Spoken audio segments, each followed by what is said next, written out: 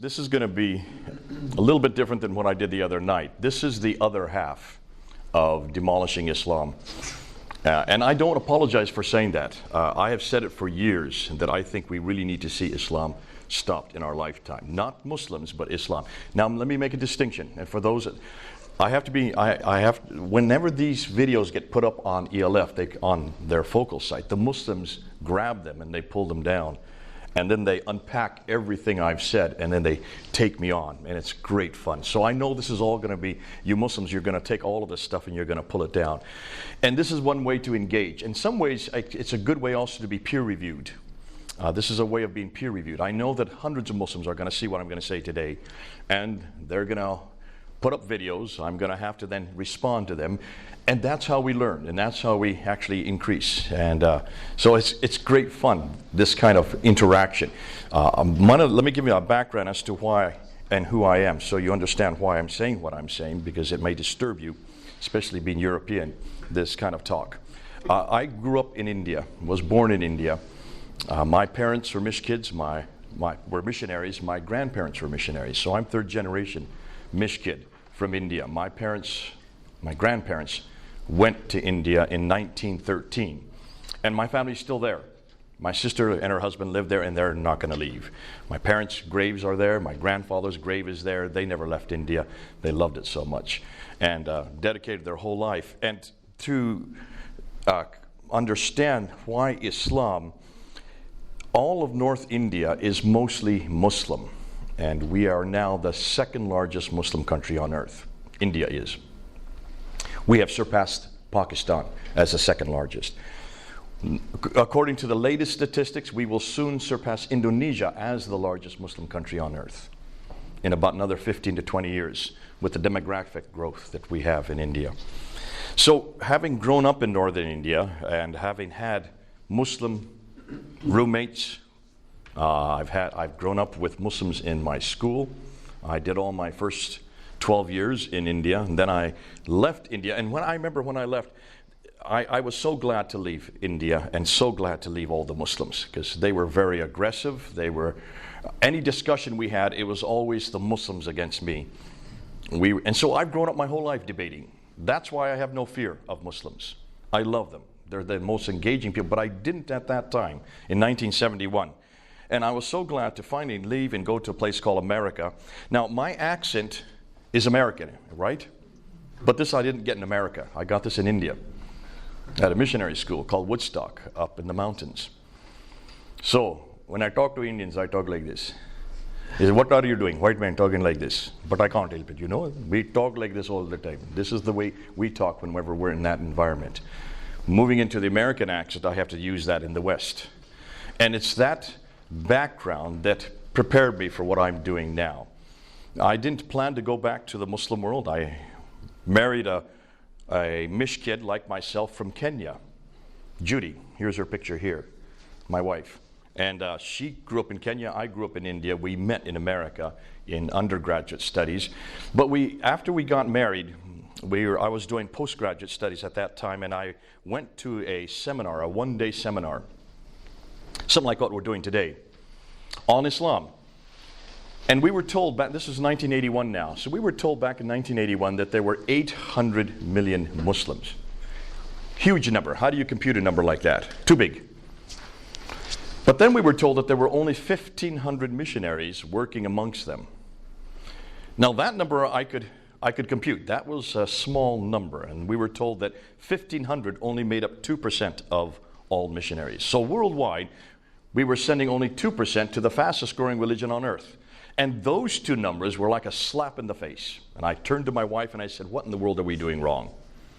Why is it we're only sending 2% to the one religion that's attacking us at our foundation, the one religion that is growing faster than any other, the one religion that is taking over the world?" Now that back then in 1981, it was still pretty much in the Muslim world. There weren't that many Muslims in the West yet. And so we went to our mission board and we said, "Listen, send us to the Muslim world." And they had no work with Muslims, which was symptomatic of the very problem.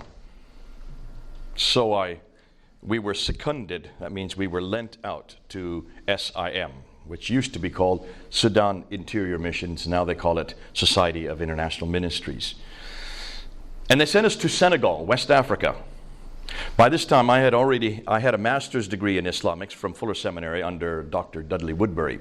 So I thought I knew everything I needed to know about Islam, having grown up with it, having had a master's degree in it. And I went to Senegal. And the reason why they sent us to Senegal is because no one else wanted to go there. Because you have to learn 2 languages to go to Senegal. You have to learn French, and then you have to learn Wolof. So we went to work amongst the Wolof people, and I immediately realized that my training did not prepare me for this kind of Islam, because this was very much of a Sufi Islam. It's the confreries, the brotherhoods, the Qadriniya, the Tijaniya, the Murids, especially the Murids, which was an indigenous group of Muslims. And every one of these brotherhoods had pirs or marabouts. Marabouts would be like sheikhs. They would be authorities, but they became mediators between God and man. They took on the role of mediation. Now that I had never really studied. That doesn't exist in Orthodox Islam at all. In fact, it's anathema in Orthodox Islam. And most of these confreries, these Tijaniyas, these Qadraniyas had come out of Iraq and had filtered down through West Africa. And remember, in West Africa, we've had Islam there since the 11th century. So it's a very old form of Islam. While we were there, and we had get dedicated to get 5 years there, and we started a church in Wolof there in our front room, and we were the first Wolof church in Senegal. It is now daughtered 2 or 3 other churches. But after 5 years, we got a warning, or not a warning, but a call from our missions office saying there's a real problem in London. Now, I looked on the map, and London did not look like it was in the 1040 window, in that window that you think of the majority of Muslim populations, the 10th and 40th parallel. London was outside of that window, and I couldn't figure out why there were this large group of what they call radical Muslims. And they didn't know how to deal with them, and they didn't know, none of the missionaries had ever come across this kind of Islam. Well, I suddenly perked up and said, hold on a minute, radical Islam, those are my people. They're the ones I love. They're the ones I work with. That's what I'd grown up with. Do you understand what I mean by radical Islam? Well, what's the word radical mean? Give me a definition of radical. A radical number is what? Root. Root, there you go. So let's use that definition. Radical Islam would be the root of Islam. To be a radical Islam means to go back to the root. So what would be the root of Islam? There you go. And the model for this book? Okay, so the Book of the Man. The Book of the Man would be the root of Islam. And this was created by a man named Ibn Taymiyyah in the 1300s.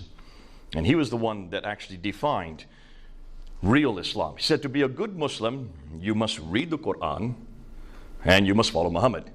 The Book of the Man, the Book of the Man. 1300. Remember in the 1500s, 200 years later, a man in Germany said much the same thing about Christianity. His name was Martin Luther. Nailed up those 95 theses on the Wittenberg door. Remember that? What did he say? To be a good Christian, we must sola scriptura. We must only come back to Scripture, which is modeled on Jesus Christ. And we call that our Reformation. And I've heard so many people say, when is Islam going to be reformed? And I said, folks, it got reformed before we got reformed. They beat us by 200 years. Ibn Taymiyyah is the foundation for Islam worldwide. All your radical Muslims go back and they quote him. The reason why is because there were 2 men in the 1700s, one named Ibn al-Wahhab. Abdullah al-Wahhab. Al-Wahhab was living in Medina, and he was studying in Medina, 1700. So you're talking about, 400 years later. With him was another man named Wahiullah, who had come from Bihar in India, Eastern India, where my grandparents worked. Now, they weren't living in 1700, obviously, but back in 1700, these 2 men were studying Ibn Taymiyyah's material, so they were inculcating this whole paradigm of going back to a book modeled by a man. To be a good Muslim, that's the definition. Al-Wahhab he remained there in Arabia. He then amalgamated himself with a family called the Ibn Saud family. The Ibn Saud family then eradicated all their enemies and took over the entire peninsula. But they were nothing more than a political control. They needed a religious authenticity, and that's why they brought in Al-Wahhab, because he gave them the legitimacy of theology. And that's where Wahhabism started. So Wahhabism is based on Ibn Wahhab. That's where the name comes from. 1700, look at your dates. That's 400 years ago. Meanwhile, Wahihula went back to India. And he, back in India, he's the one that started the madrasas all over East India. When the British came to India, his disciples were so strong that the British had to contend with them. And what the British did is they just moved them right across North India over into the mountains. And so they fled up into the mountains, the Hindu Kush and the Himalayas, where they still are today. And that's why places like Waziristan, where the Pashtuns are, all this northwest frontier, that was all became strongly radicalized Muslim, all based on Wahihula's teaching that was based on Ibn Taymiyyah's teaching. So this has been around for a good 700 years. This is not new. Now, let's jump to the 20th century.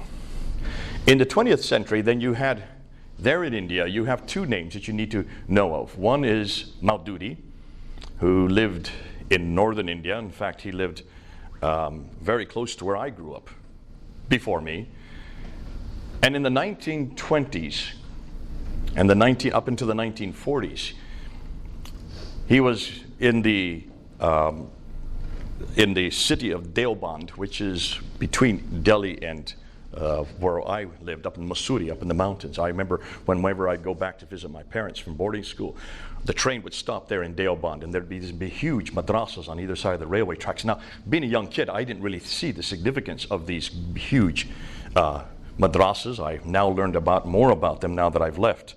But it was fascinating because he then in 1947, when India got its independence, he then moved from India and moved over to Pakistan and started the Jamaat-e-Islami. And the Jamaat-e-Islami then took over many of those madrasas in the northwestern frontier. And they created huge schools of training, all training and teaching Ibn Taymiyyah's material. Go back to the Quran, modeled by the Prophet Muhammad. Their students were talibés. Talibé means student in Arabic and in Urdu. The Talibé became the Taliban. The Taliban then moved into Afghanistan, because that's all Pashtun, they're all the same tribe. Moved into Pakistan and threw out the Russians. That's probably where you all came into the picture. That's where many of you then were living, and you know what happened once they threw out the Russians. Meanwhile, in Delhi, even before that, in 1920s, a man named Muhammad Ilyas. Muhammad Ilyas was another very radical Muslim who had been brought up on Ibn Taymiyyah's material. He had been heard about all that Wahihula. But we're now in 1920s, he started another group called the Tablighi Jamaat in Delhi, capital of India. And remember, at that time, Pakistan, India, and Bangladesh were all one country, created by the British. So that was a huge block of Muslims right there in one country.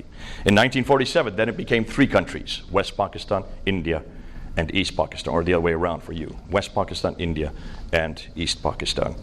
So here you have the Tablighi Jamaat growing in India. You have the Jamaat-Islami growing there in Pakistan. That's what's happening in the Indian subcontinent.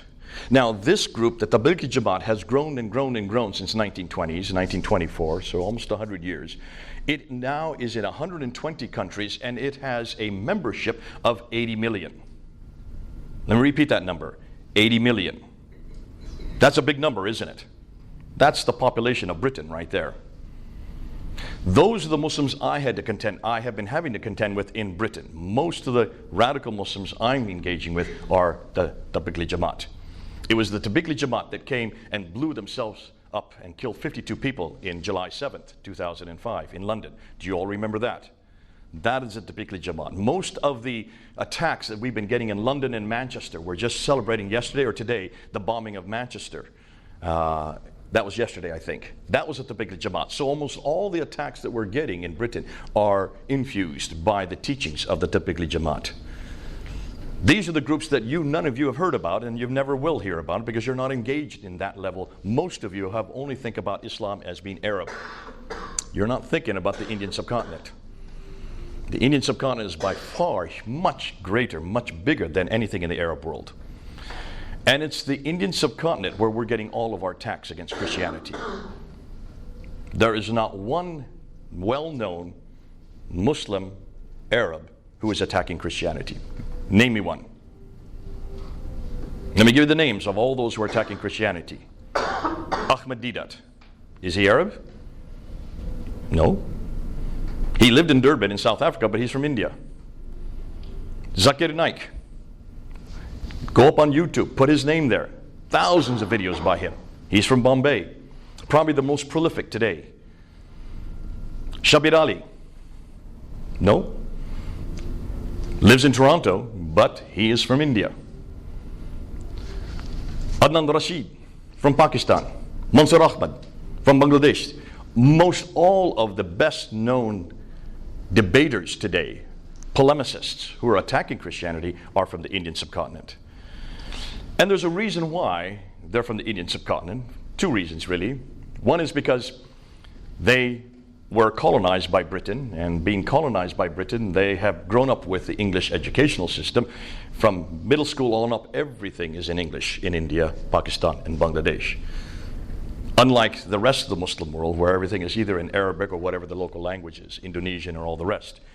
But secondly, because Britain is a Christian power, they have already engendered and ingrained themselves on how to attack Christianity. And they saw quickly, much quicker than the Arabs world, that Christianity was Islam's greatest threat. And it stands to reason we're their greatest threat. Because we stand against everything they believe. We stand, if you look and see the two religions, when you look at them and you do a comparison between Islam and Christianity, Christianity in every major case stands against Islam. So can you see then why in the Indian subcontinent this has gone much quicker, much faster?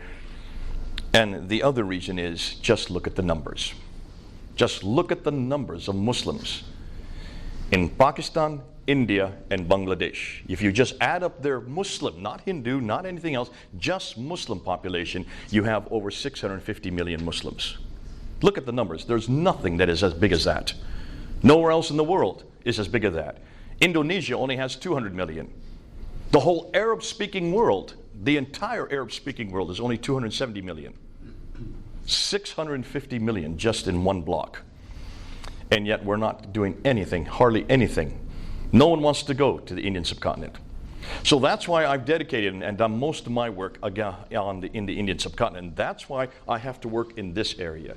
Because when you work with Indians and Pakistan and Bangladesh, you have to engage in the historical critique.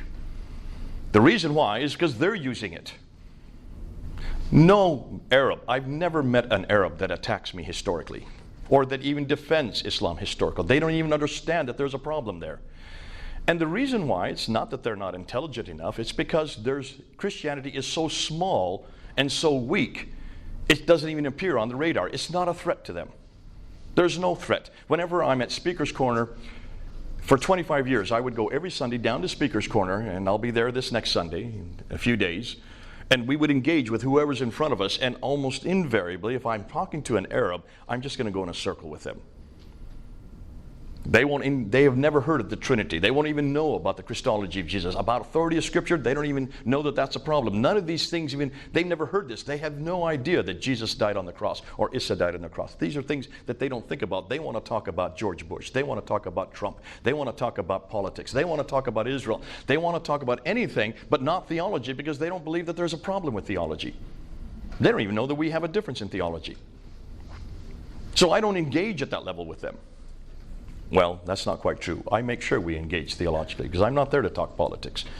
I don't care dilly swat about politics. That's not true. I do, but not when I'm engaging with Muslims.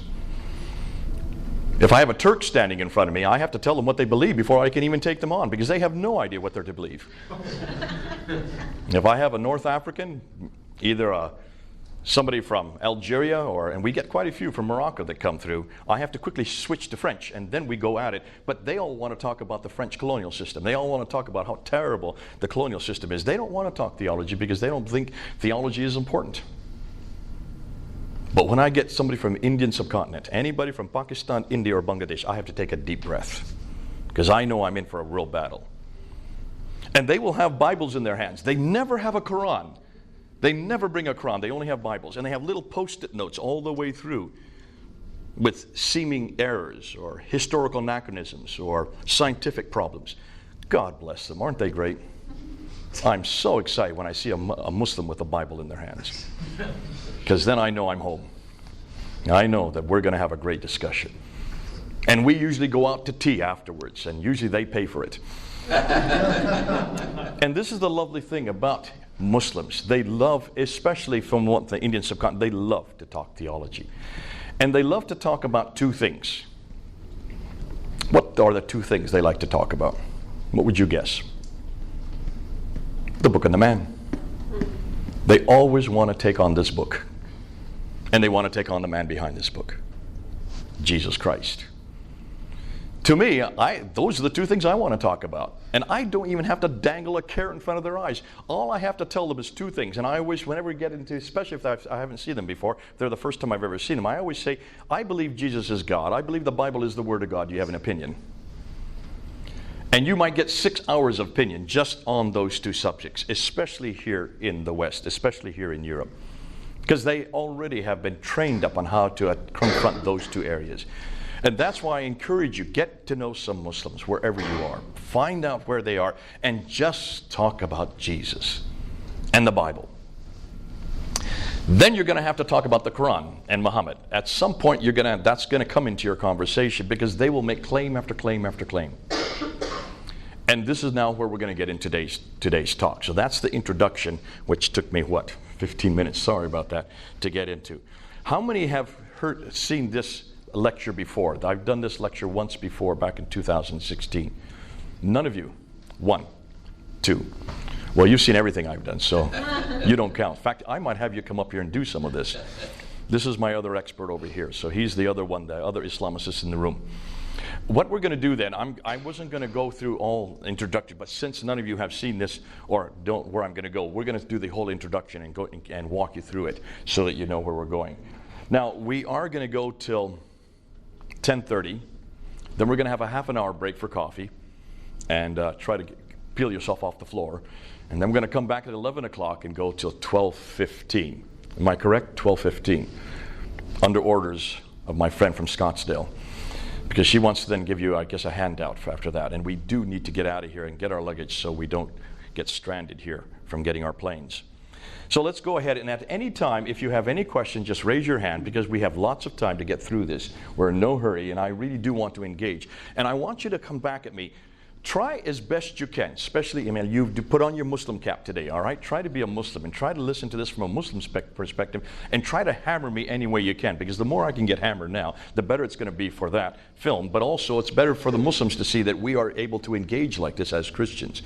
Let me define terms. I am a polemicist. My PhD is in polemics. In fact, I think I'm the first in the world to get a PhD in Islamic polemics for one very good reason. Most people don't even know what the word means. Secondly, there's no school in the world that teaches it. This doesn't exist. Am I correct? There's just no school that would dare teach this because they would be targeted by Muslims. Polemics, do you all know is there someone who doesn't know what that word means? You all know what it means? Yeah? Great, so we can go right ahead. So I go on the offense. That's what I am. I'm very offensive.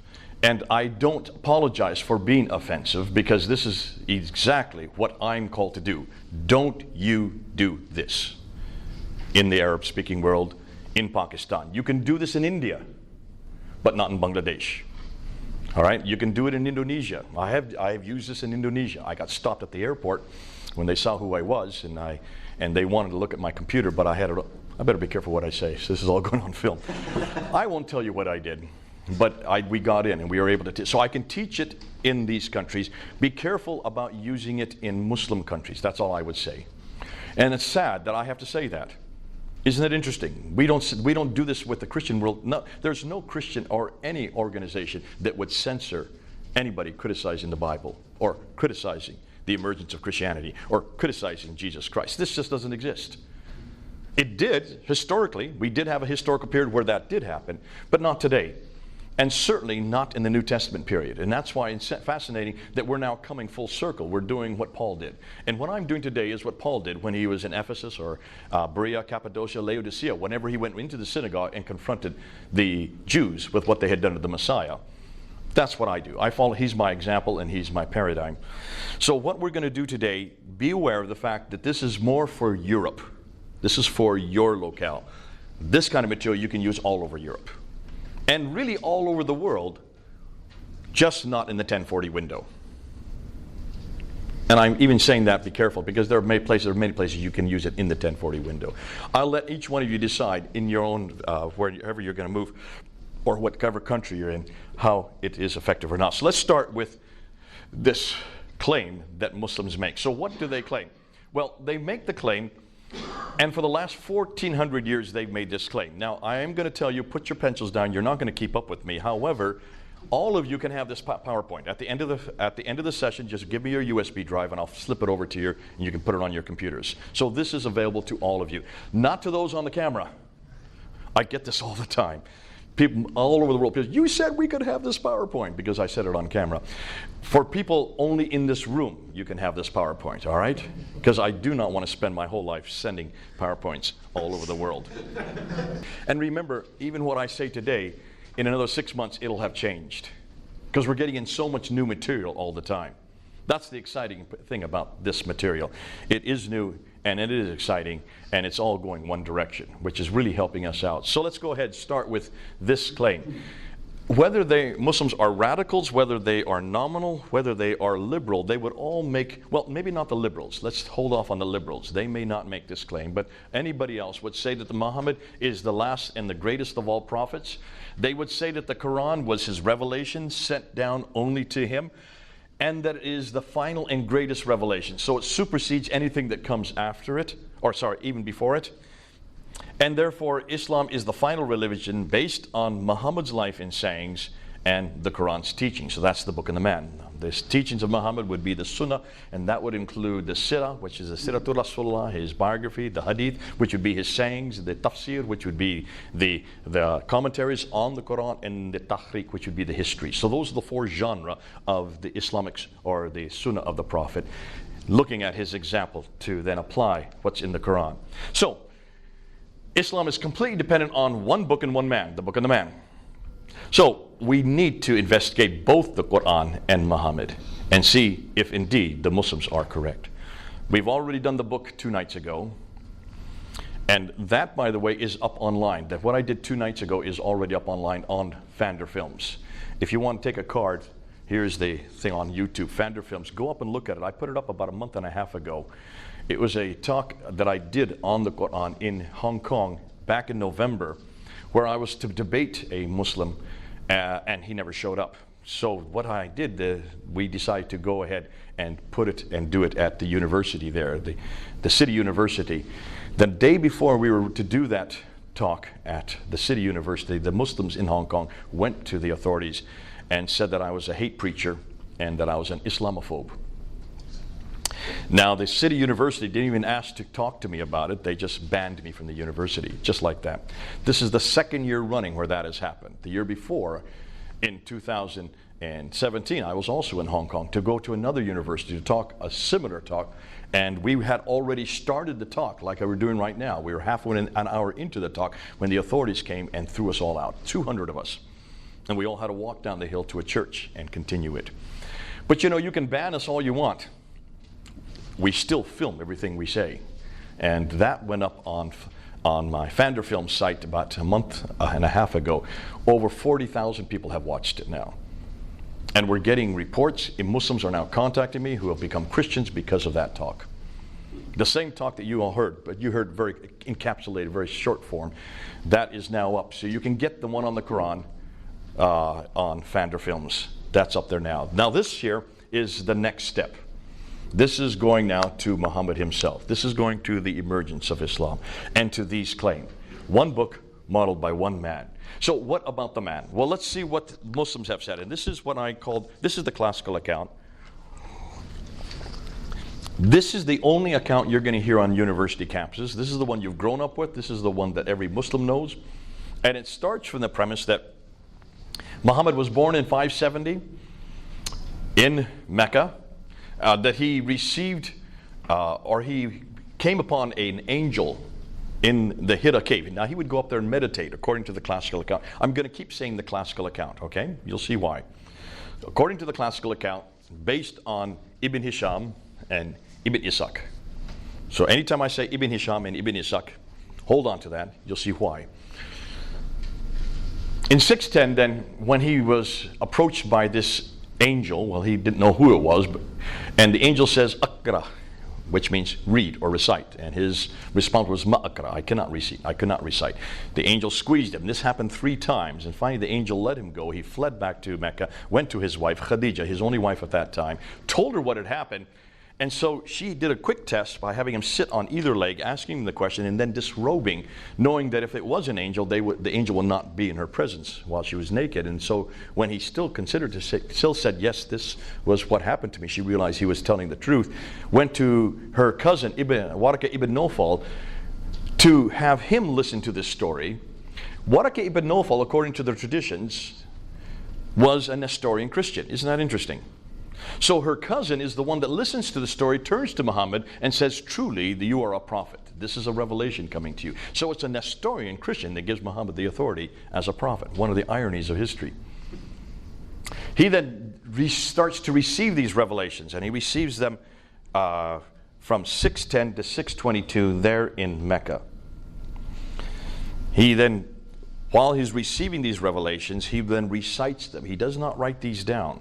His companions there in Mecca would memorize what he was saying. So if you look at the Quran and you just split it in half, now this goes from right to left because it follows the Arabic. That would be Medina, this would be Mecca. So it's these surahs at the latter half, the second half of the Quran. There are some Medinan material here, and there is some Meccan material here, but that's the Meccan. It's the second half of the Quran because they're the largest surahs. Sorry, the other way around. They're the smaller surahs. So these revelations were much more short-winded to begin with, and they got more and more long-winded as he moved to Medina. He moves to Medina in 622, but before he moves to Medina, and then 621, he is woken up in the middle of the night, and he's told to go up on the back of a winged horse, who flies him up to Jerusalem, and from Jerusalem he goes up to the 7 heavens, gets up to the 7th heaven, and meets Allah up there, who tells him to pray 50 times a day. Comes down to the 5th heaven, meets Moses. Moses said, how many times did I ask you to pray? He says, 50. He says, that's way too many. Go back up and see if you can get it down. So he bounces back and forth between the 7th and the 5th heaven, bringing the prayers down from 50, 45 down to 10, 5 prayers. Once he gets it to 5 prayers, Moses says, fine, now you can go back down to earth. That's where we get the 5 prayers from. It's called the Miraj, and that happens there in 621 while he's in Mecca. Interesting. So the 5 prayers all Muslims pray today come from Moses. And it's fascinating because you will not find 5 prayers in the Quran. You will only find 3. Ironic, isn't it? Nonetheless, this happens in 621. 622 then, he is invited by the Ansar there in Medina to come up and arbitrate between the Ansar and the Jews. The Banu Kainuka family, the Banu Nadir family, the Banu Qurayza. These are the 3 Jewish tribes that were very wealthy, and they were dominating the trade, and the Ansar were having difficulties with them, and that's why they used Muhammad as a neutral arbiter to come and do that arbitration. So he moves up in 622. It's known as the Hijrah. Hijrah means, as you know, it means exodus. So he has an exodus to Medina with around 80, some traditions say as many as 200 followers. So it was not very large. Not very many people at that time. 622 then, he starts receiving this part of the Quran, the first part, the Medinan material, much longer, much more violent. These are the problematic chapters, not these.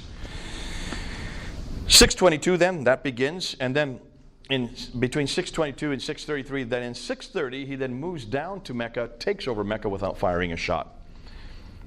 So now he controls all of the central part of Arabia, called the Hijaz, and then in 632 he suddenly dies, which tends to happen to all of us.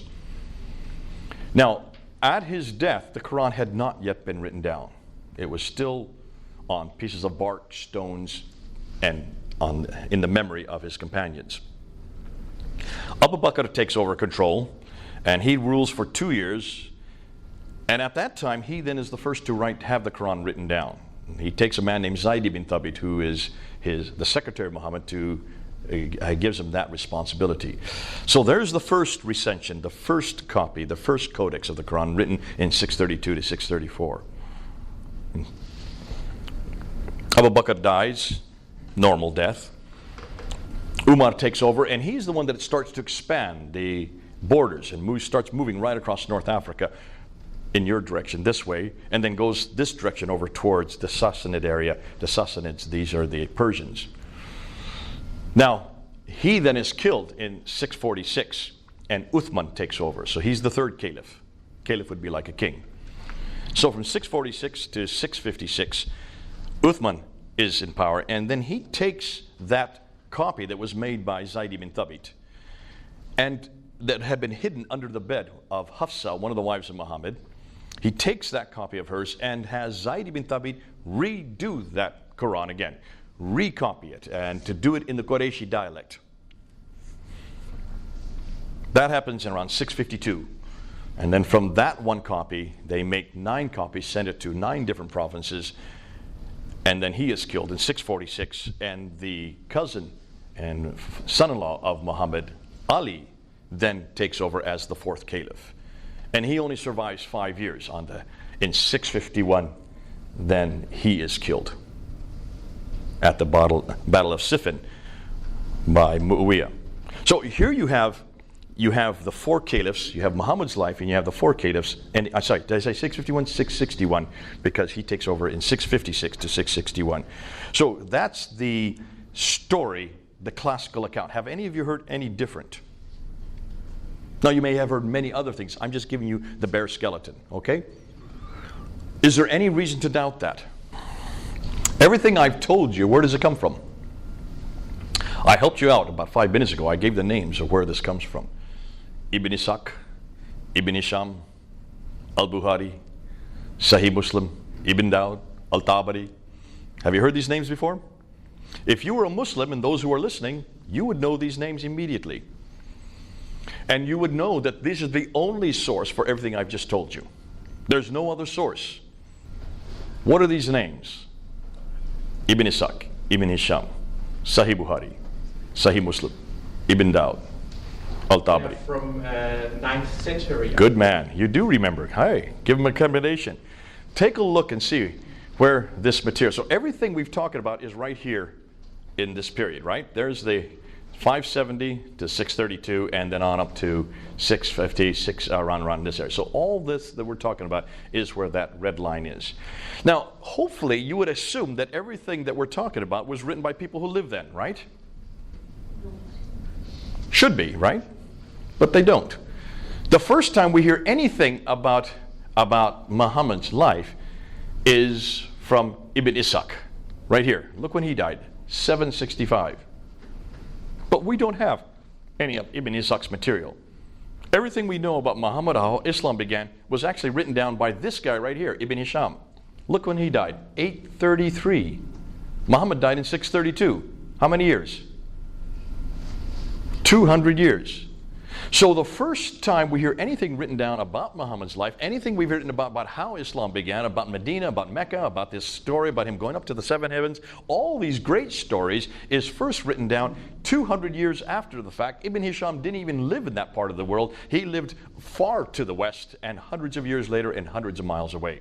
He gets it from Ibn Ishaq, but as he says himself, much of what Ibn Ishaq said he did not trust, so he threw it out and only retained that which he trusts. So we have no idea whether or not even the material from Ibn Ishaq is in his writing. So therefore, everything we know about Muhammad begins to be written down in 833. What about the sayings of Muhammad, which are even more prolific? We're told by the Islamic scholars that a man named Al-Bukhari was given 600,000 of these sayings of Muhammad. They're called akhbars. And he took those 600,000 and then he whittled them down, threw out 98% of them, and only retained 7,397. So basically 7,400 of the 600,000. He only retained 2% of it and threw all the rest away. He dies in 870, so that's 240 years later that you get the first sayings of Muhammad written down in a codified form. We don't even have Al-Bukhari's original text. The earliest text we have for Al-Bukhari is not till the 11th century. When you get all 9 volumes, the 9 volumes of Al-Bukhari do not appear until the 17th century. Are you seeing what I'm saying? Now, the others that write down the hadith, men like Sahih Muslim, Ibn Dawud, they all write after 870. So you're talking about 240 and later that you finally get these references to what Muhammad said. But these people don't even come from Arabia. Bukhari comes from Buhara, which is up north of Iran today. Hundreds of miles away, hundreds of years later, they had never met Muhammad, yet they suddenly know what Muhammad said. So everything that we're dependent on, for our Muslims are dependent on for the classical account, comes from not 765, but from 833 and later. Now let's look at Christianity. Let's look at the biography of Jesus and look at the sayings of Jesus. The biography of Jesus would be Matthew, Mark, Luke, and John, the black letter part of Matthew, Mark, Luke, and John. The sayings of Jesus, the hadith of Jesus, would be Matthew, Mark, Luke, and John, the red letter part. Wherever it's red letters. Some of you have red letters wherever Jesus speaks. That's the hadith of Jesus. The tafsir, I didn't talk about the tafsir. The tafsir of the commentaries don't begin to appear until 923. That's the 10th century. That's 300 years later.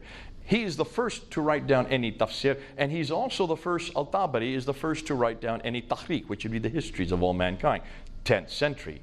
So everything we know about Jesus, what he said and did, was written, well, the first 3 Gospels were written within 40 years of Christ's death, by 60 AD, 70 AD, and then you have John, that would have been written about 90 AD. So within 60 years of Christ's death, you have the hadith of Jesus and the sirah of Jesus. Am I correct? 60 years. Written by those who actually knew him. John and Matthew were right there. They were with Jesus for the last 3 years. They saw what he did. They heard what he said. So they were eyewitnesses. The other 2, Mark and Luke, got it from the eyewitnesses who were with Jesus. So here you have the tafsir and then the tafsir. The tafsir of Jesus would be the commentaries that explain what he did, would be Paul's letters. The gospel of Jesus applied in Philippi. The gospel of Jesus applied in Corinth, in Ephesus. These are the letters. So that's the commentary that would be equivalent to the tafsir of Muhammad. These would be the tafsir of Jesus. They were written within 15 to at least 65, because 62 when Paul was then finally killed in Rome. So all of them would have been written within 30 years of Christ's death. Am I correct on that? Though he was not an eyewitness to Jesus himself, he was the one that took and then applied it to each one of those cities. And the Tahrikh would be the book of Acts. There's the equivalent, the book of Acts, which is this history of the early church. That would have been written by Luke. It had been written between 52 AD and 62 AD, within that 10-year period. So you understand that within 30 years you get the Tahrikh. So all 4 genres are written within 50 to 60 years of Christ's death. All 4 genres for Muhammad would be written 200 to 300 years for Muhammad's death. Which is more authoritative? And yet no one's asked this question. I remember hearing this in 1994 when I was studying there at School of Oriental and African Studies under Dr. Gerald Hotting, and I heard these late dates, and I said, wait a minute. I raised my hands, and I said, this is hugely problematic. He says, yes, but we're not going to talk about that. Because there were 25 Muslims in the class. And he was the first one to introduce me what I'm going to be doing next. But it was fascinating that he did not want to come to any conclusions because he was fearful of what the Muslims would say. In London, the premier school in London on the history of Islam. So, 21st century scholars are deeply troubled by these late dates. And so they're saying this: Islam as we know it did not exist in the 7th century, but evolved over a period of 200 to 300 years. The Quran probably was not revealed to one man in 22 years, but likely evolved over a period of 50 to 100 years. Their conclusion is that the history of early Islam, at least from the time of the Caliph Abdul Malik and before, is a later fabrication. Now, that's a huge bit to say. How am I going to prove it? I'm not going to prove it. I'm going to let them prove it. We're going to use their material. So, let's look at their concerns. This is their primary concerns. Why is it took so long to write this down? Why did it take 200 years to write down what Muhammad said and did? 240 years in some case. Were the people not literate? Remember, they're controlled by 685. This is by the time Abdul Malik comes to power and creates, and we're going to see, remember that name. We're going to talk a lot about that name this morning, Abdul Malik. He is the great caliph from 685 to 705, who then introduces the whole Arab identity. But nonetheless, up until his time, they controlled Basra, Baghdad, Damascus, Jerusalem, Cairo. by 642, and then from Spain to India by 685. Spain to India, that whole swath of land, from Spain to India, was under the control, and still is under the control, except for Spain and Jerusalem, Israel. All the rest of that land is still under their control 1400 years later. So there's no reason not to have written this down. Plus, people could read and write, could they not, in those countries? Certainly they could. We know there was a library in Alexandria in the 5th century that was burned to the ground. So people could read and write. Muslims tell us that they could read and write. They are the ones that tell us that this was written down in 632 by Zayd ibn Thabit. If you're writing down, that means you're putting together a book, right? It's their claim. So you cannot excuse it by saying no one could read and write that early. It doesn't work anymore. More than that, where did the 9th century biographers get their material from? Well, if you look at every one of the akhbars, there's a matan that precedes it. And that would be the names, the isnad. The isnad would be the names of those from what this material got it from. So I got it from so-and-so, who got it from so-and-so, who got it from so-and-so, who got it from a companion of the Prophet. And in every case of all of these akhbars, they have these isnads that are derived there. Now, what does that tell you? What is this all based on? Oral tradition. Everything we know about Muhammad, everything we know about Islam, everything we know about the emergence of Islam, everything we know about how the Quran was put together, all comes from oral tradition. I have a problem with oral tradition because I know what will happen. If I told you something in your ear and you tell her and he comes on down here, by the time it gets to him, what I tell you and what I tell him are two different things. You probably played that in birthday parties. We call it Chinese whispers. Sorry if there's any Chinese here. Or telephone. It's a great thing to play, but within a 15-minute period, if you can get a whole different story, can you imagine what happens over 200 years? And so you can see that this is problematic. This is enormously problematic if everything that Muslims are dependent on, everything they know about how Islam began, who their prophet was, and also how the Quran was written, is all based on oral tradition. Can it be trusted? Absolutely not. And that's why where the historians are very concerned. And what they're saying is, why not, if we cannot trust it, why don't we go back to the 7th century? Let's go back to the 7th century. Let's go to this time period when the world looked like this. And this is by 661. So we're talking about 661. They already controlled this part of the world. They moved into that part. And so from Andalusia, which is Spain, the name for Spain today, it's called Andalusia then, all the way over to the Mughal Empire, which is now India today, that whole swath of land was under their control.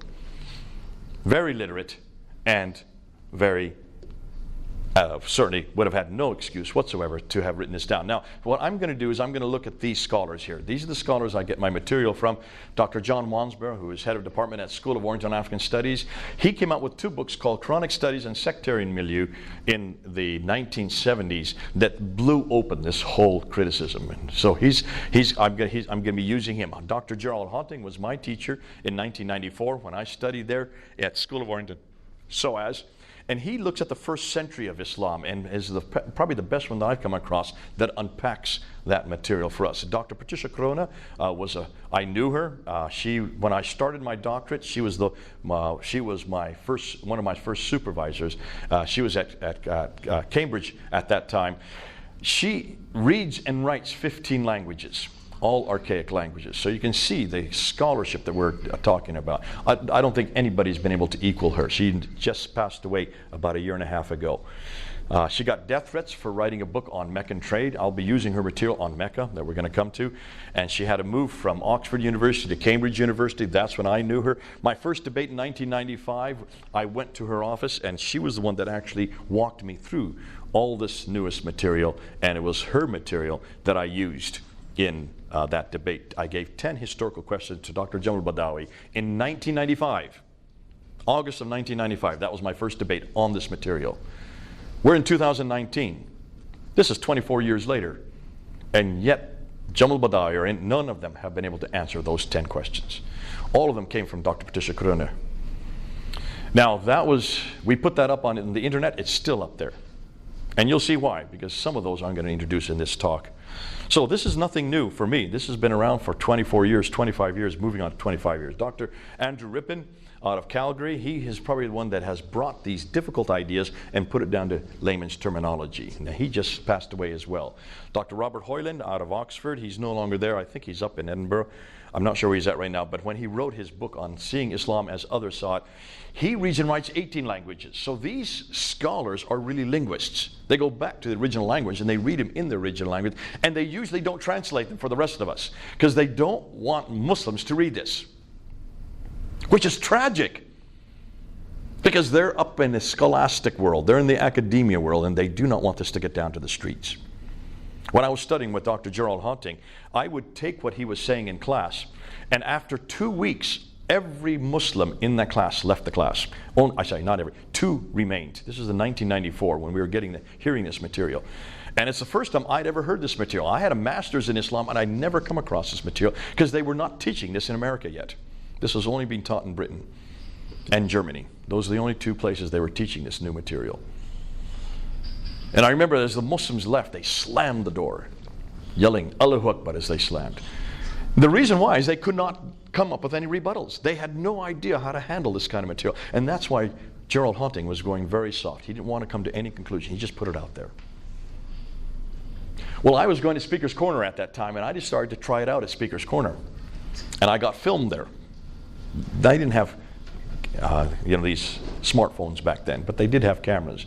And it was put into a video cassette, and they were selling it in the bookstores there in London. And one of the students saw this VHS. Remember the old VHSs?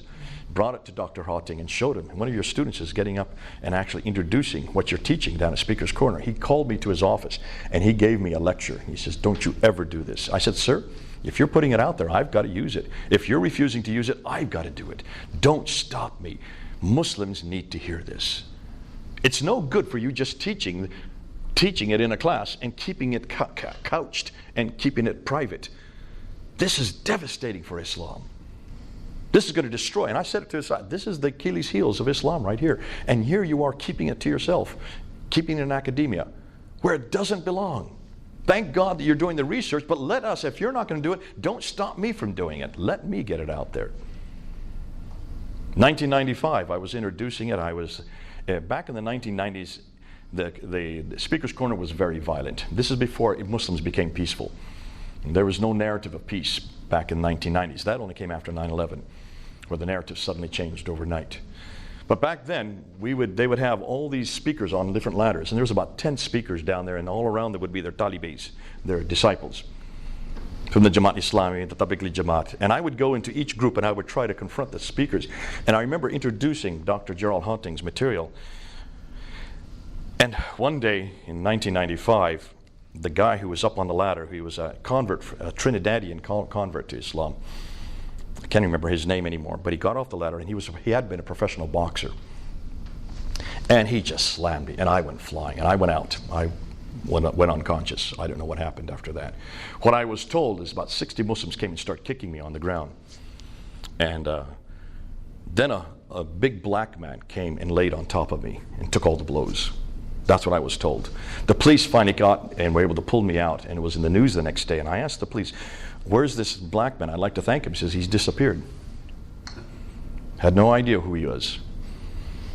A number of years ago, I was at Speaker's Corner, and I was on a ladder, and this time, what was back there in 1995, the police were so concerned because they said, "Listen, next time you're going to die. There's no way we can protect you. You've got to get on a ladder so we can see you at all times."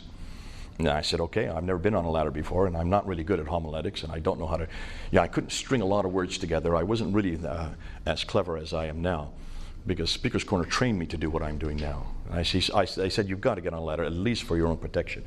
So I said, "Okay, I'll get on a ladder." And I've been on a ladder ever since. I'll be on a ladder this Sunday. But I was in the middle of a debate. I had done about 4 debates. What was happening by 2010, 11, 12, I can't remember if it was 2012, I would talk to the camera and I would tell Muslims, "Listen, I'm here every Sunday. If you have any problem with what I'm saying, come and see me. Come and debate me." And I always keep a second ladder for that reason. And they would come, these guys would come from all over the world. They would come and we would have these half-an-hour debates. 5 minutes, 5 minutes, 5 minutes, 5 minutes, back and forth 5 minutes.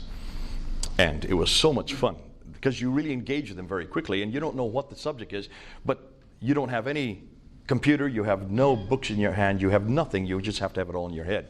And that's a great way to learn how to engage like that, because if you can do it at Speaker's Corner, you can do it at tea shops, anywhere in the world. And it's a great way to train us. And after this one day, I had debated maybe 4 different Muslims, about half an hour each. I got off the ladder and suddenly I started getting beat up. I just started, they're punching me. These young, I think they looked like they were Middle Easterners, because they had never heard this kind of criticism before. And you can understand, if you're hearing this kind of criticism, how damaging it can be for the Muslims. And suddenly a big black man came and put his arms around me. He said, "Let's go, Jay." And he took the blows for me. When I turned around to thank him, he had disappeared. So I call him Barry, my black angel. I was told by the Muslims that there are 2 angels above the branches who sit there, and they could see them. A fellow, Mubin guy in 2010, came from Canada, and he saw these angels on the branches above me, and he was scared to death. We went and had dinner afterwards, and he told me about it. And he had no idea what those 2 people were, why those 2 guys were up in the branches. And I said, "Well, tell me, what did you see? Because I've never seen them. In the 25 years there, I've never seen anybody in branches above me, these big oak trees that we stand under there at Hyde Park." And he says, "Well, there were 2 men sitting on a branch looking at you and smiling at you. You must have seen them, Jay. They scared me. You must have seen them." I said, "No, but I know what you saw." And I said, "Every day I get up on the ladder, there are churches in America, 20 churches or so. I get up on the ladder at 4 o'clock in the afternoon. They're there at 11 o'clock in the morning, so 5 hours difference. They're starting to pray that I preach the gospel. They're starting to pray that Muslims hear it. They're starting to pray for my protection." You saw the answer to their prayers. Those were angels. I have never seen them.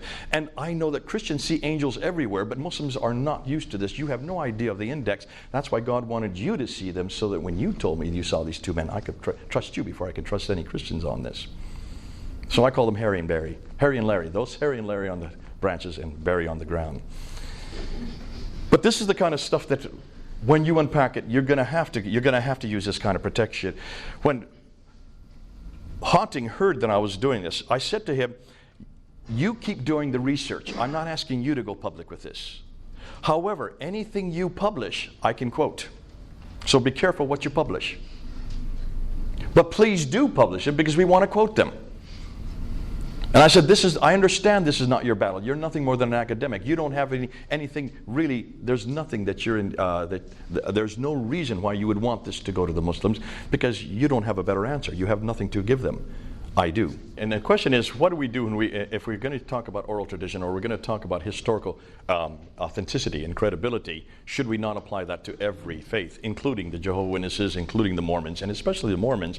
Because I understand, and I'm not an expert on Mormonism like you are, but when you look and ask the same question, historical critique on Mormonism, it destroys Mormonism, especially with the glasses of Joseph Smith. That's my name, by the way. And I'm also a junior, just like he was, so it makes me problematic. Can you see then why, if this exercise that we're doing today must be done to every book? It must be done to the Book of Mormon. It must be done to the Upanishads, the Bhagavad Gita, the Vedas. All the Hindu scriptures have to also pass the same historical test that so far only the Bible has. So getting to your second question, there's the segue right into the second question. I don't want to leave them hanging. I don't want atheists to take this material and use it because they have nothing to replace it with. I want to make sure that when Muslims hear the criticism that we're going to give, the historical criticism that we're going to give on the emergence of what they believe has always been authentic, I don't want to therefore destroy that faith, because God bless them, they have a faith in God. They already believe in heaven and hell. They already believe in the prophetic line. They already believe that there is a beginning and an end. And more than that, they also believe that there is a problem with sin. So already we have some commonalities. I just want to bring them home. And I want to bring them home to another book that has passed every one of the tests we're asking of the Quran. I also want to bring them home to another man that's also passed this historical test that we're now applying to Muhammad. So for heaven's sakes, don't destroy that. But I also want to say the same thing to all of our Jehovah's Witnesses, and certainly our Mormon brothers and sisters. They need to ask the question we're asking today of the Book of Mormon. And they're going to find that there are holes, enormous holes, historical holes with the Book of Mormon. Therefore, don't give up God, just come on home. Just come on home. And I say that to my Muslim friends, come on home. Because their faith in God is beautiful. And the fact that they have such a strong faith in God, I'm jealous of that faith. But they've got the wrong God. They've got the wrong history. They've got the wrong prophet. They've got the wrong book. So let's move on. Let's go ahead and look at these characters Well, they're not characters. They're quite well-known individuals. Hoyland, as I said, from Oxford. Yehuda Nevo out of was at the University of Jerusalem. He is the one that actually went and looked at the earliest inscriptions and noticed all these inscriptions had no shahada on them, no reference to people called Muslims, no reference to a religion called Islam. Yet these are inscriptions from the mid-7th century, moving right up to the late part of the 7th century. Muhammad died in 632, in the beginning of the 7th century. So he's done an amazing work looking at the earliest Arab inscriptions, and that's why I purposely say Arab, not Muslim. And then you have the German school, Luling, Quinn, von Boltmer, Oleg. These are the ones who are by far the best in the world on the earliest Islamic or Quranic manuscripts. And we're not going to talk more about them today, but the others we will. But there have been 3 books that have come out. One of them is right here, In the Shadow of the Sword by Tom Holland in 2012. So it's been out 7 years. If you don't have it, get it. Because he took this very academic material and brought it down to layman's terminology so that you can use it. You can get it on Amazon. It's large, thick book. So be careful. Read the first 100 pages, then jump to the last 100 pages, and then you get everything that's essential. Anything in between is good, but it's not dealing with the historical critique. And then he did a documentary that tried to encapsulate what he was saying in his book in 2012 in August 28 called Islam, the Untold Story. That was shown on Channel 4 television. And it's only 90 minutes long. And if any of you want it, I have it right here on my computer. I can give it to you before you leave today. What's fascinating, that he was very careful not to come to any conclusions. He just put the material out there. And then you would have a scholar, a Muslim scholar, I think from Georgetown University, who stood next to him and asked him for his response, much like the question you just asked. And he's a scholar. And his response was, who cares? Basically, that's what he said. I don't really care because I realize that we have 1.6 billion. And on camera, he would have to say that. And that's what they'll say at Speaker's Corner this Sunday. Who cares? What's happening is the people who are watching the film care. They have to save face, and this is called what we call the private versus the public face. I don't really want them to say anything. I want them to go home and then deal with it. I want them in private to ask, now what are you going to do? When everything you know has been destroyed from underneath you, your foundations have been thrown out. So they tried to show this film a second time in November. The Muslims wrote in, they refused to let it be shown, and so it's never been shown a second time. The censorship is so strong in Britain now for anything that's against Islam. Then you have Dan Gibson. Now Dan Gibson is an archaeologist. He has, rather than read books, although he has read books his whole life, he grew up in a family that were archaeologists. His grandfather was an archaeologist. His father was an archaeologist.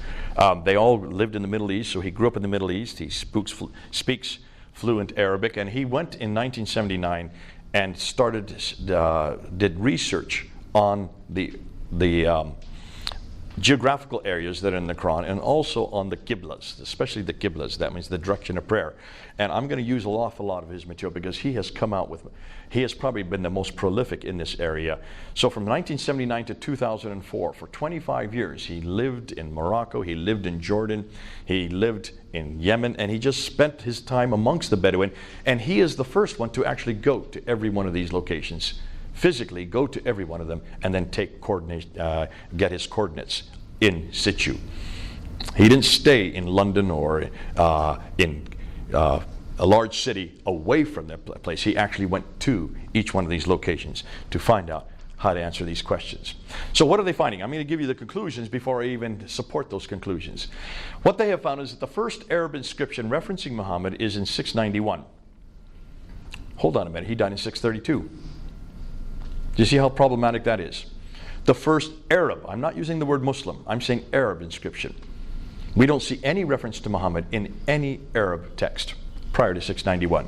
That's 60 years too late. The first reference to Muslims is in the 690s. Around the same time that Muhammad is introduced, so is the word Muslim introduced. Yet Muslims were supposed to have been around since 624. Muhammad was the Muslim that actually introduced it. So what did these Arabs call themselves? Well, they call themselves Saracens. That's the name for an Arab. They call themselves Hagarenes because they came in the line of Hagar. They call themselves Ishmaelites, the son of Hagar, so they were Ishmaelites. They call themselves Maghreb because they're from the Maghreb, and they call themselves Muhajirun. These are the names they give themselves. When you look at their documentation, they refer to themselves in these 5 names. Muhajirun are people of the Hijr, people of the Exodus. Could also be referred to being nomadic. The first reference to the word Islam is not till 691. That's first recorded on the Dome of the Rock there in Jerusalem, built in 691 by Abd al-Malik. That's why Abd al-Malik is so important. And then the first reference to Mecca, watch this. The first reference to Mecca is not till 741. That's the huge one. That's the one that is disturbing everybody. You'll see why as we get to it. The first biography of Muhammad, as I've already said, does not even appear until 833. So let's go right into it. Let's look at geography. Now, Dan Gibson, when he looked through this book here, and of course he scoured it, he noticed that there are about 65 references to geographical locations.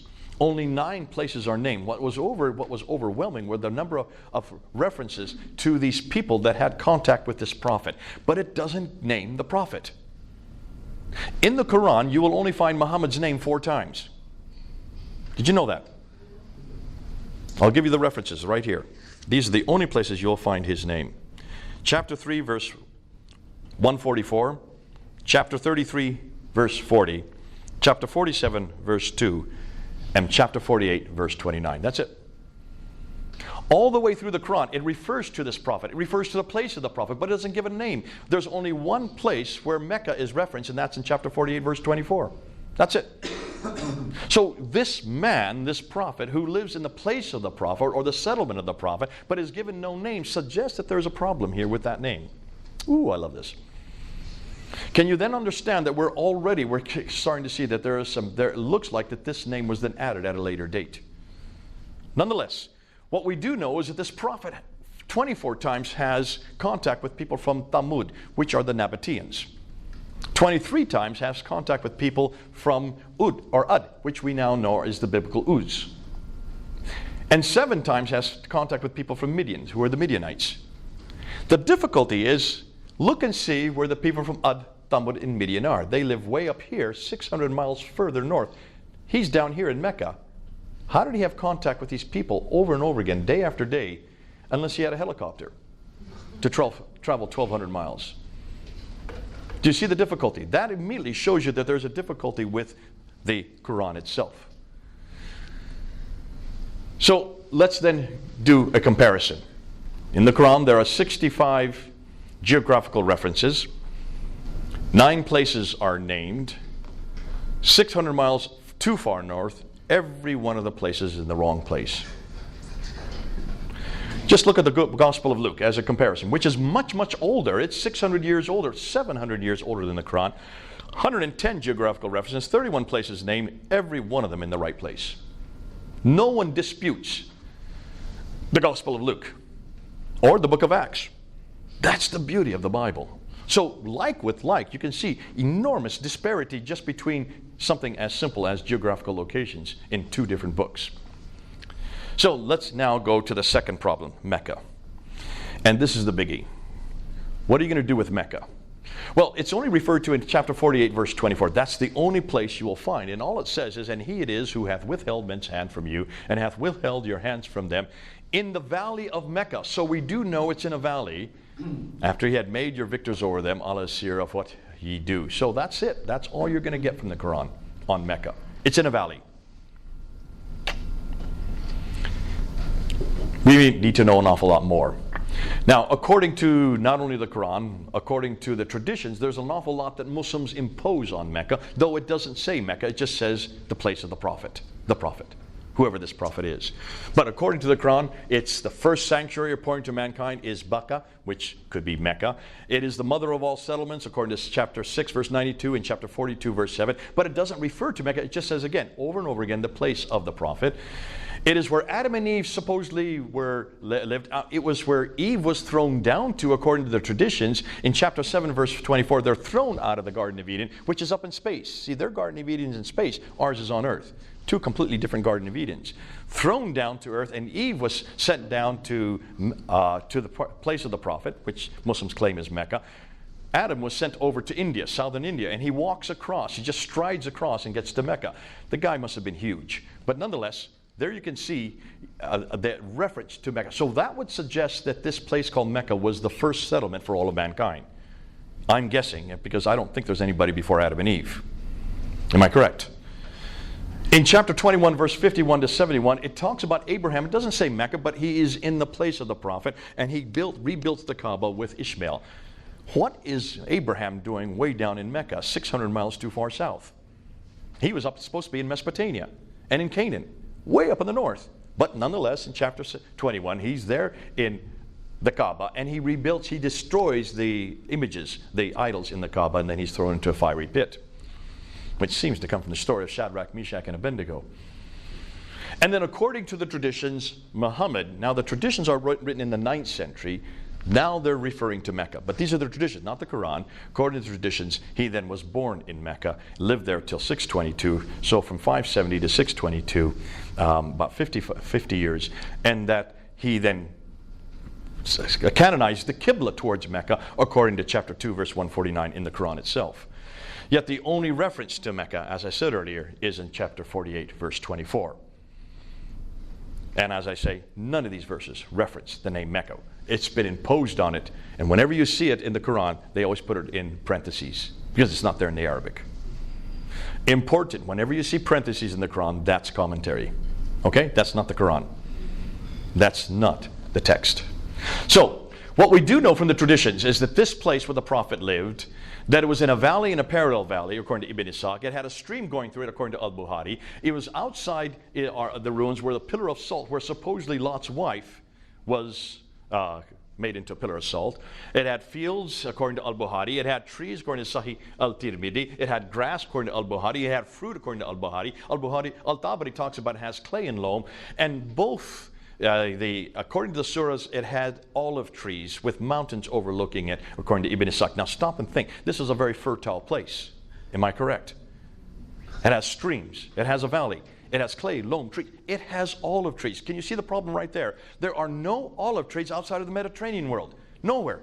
You only have olive trees in the Mediterranean world. You do not have any olive trees anywhere in Arabia. So you can see immediately when you look at this is not Mecca. Why haven't Muslims talked about this before? Why have no historians mentioned this before? Well, Dan Gibson saw this and he said, this doesn't make sense. None of this makes sense. He started the whole problem of Mecca.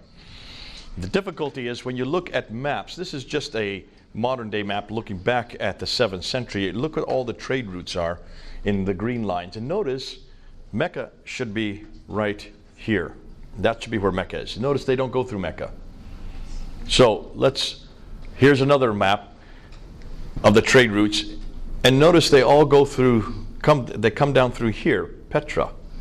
So these ones are coming down there. Notice this one here. That's important as well, the one that comes along the waterway. So here's a map. This is a map from the 6th century.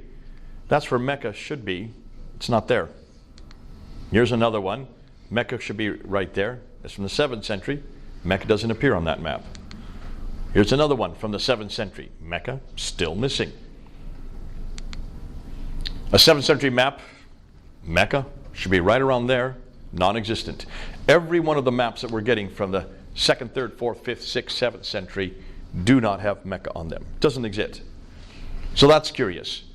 Now let's look at this map. This is a modern map looking back, redacting back to what scholars believe existed back in the 7th century. And this is the map that Dr. Patricia Corona looked at, and she saw problems immediately. Now, Montgomery Watt, the famous Islamicist, Scottish Presbyterian, who is well known for creating what we know as the trade route theory, suggested that the trade coming from China and India over here could not come this way because of the Hindu Kush and the Himalaya mountains. So that stopped the trade from going this direction. So they had to come this direction. And they came to the western coast of India, Gujarat, and all the coastal areas. And they went across the Arabian Sea up through the Persian Gulf, disembarked there, and then they took their goods over here to the Mediterranean world. So all the trade needed to get to the Mediterranean world, they came this route. That was where trade went. Until the 5th century AD, when you had the Byzantines up here, were warring against the Sassanids, who were the Persians over here. So you had these two great empires warring against each other, which shut down all the trade going from the Persian Gulf. Had to be redirected, therefore, down here to Aden. Down here. See Aden there at the tip of the Arabian Peninsula?